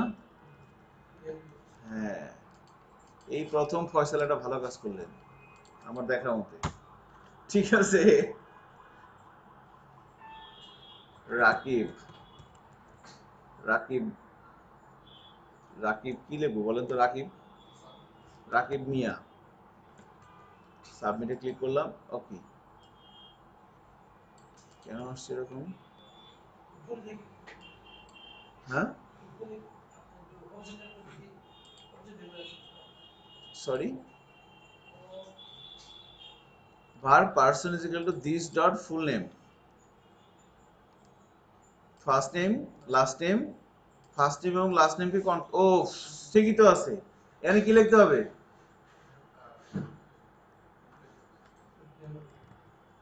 আপনারা বুঝলাম না আসলে কেমনে তাইলে কোন, এই জন্য তো বলছি অবজেক্ট আসে কেন।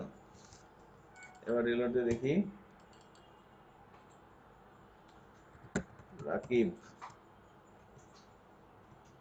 রাকিব খা, যে রাকিব খা চলে আসছে। ঠিক আছে, so this is our class and this is our code. Okay, আমি শেষ করে দিচ্ছি। হ্যাঁ, আজকে এখানেই।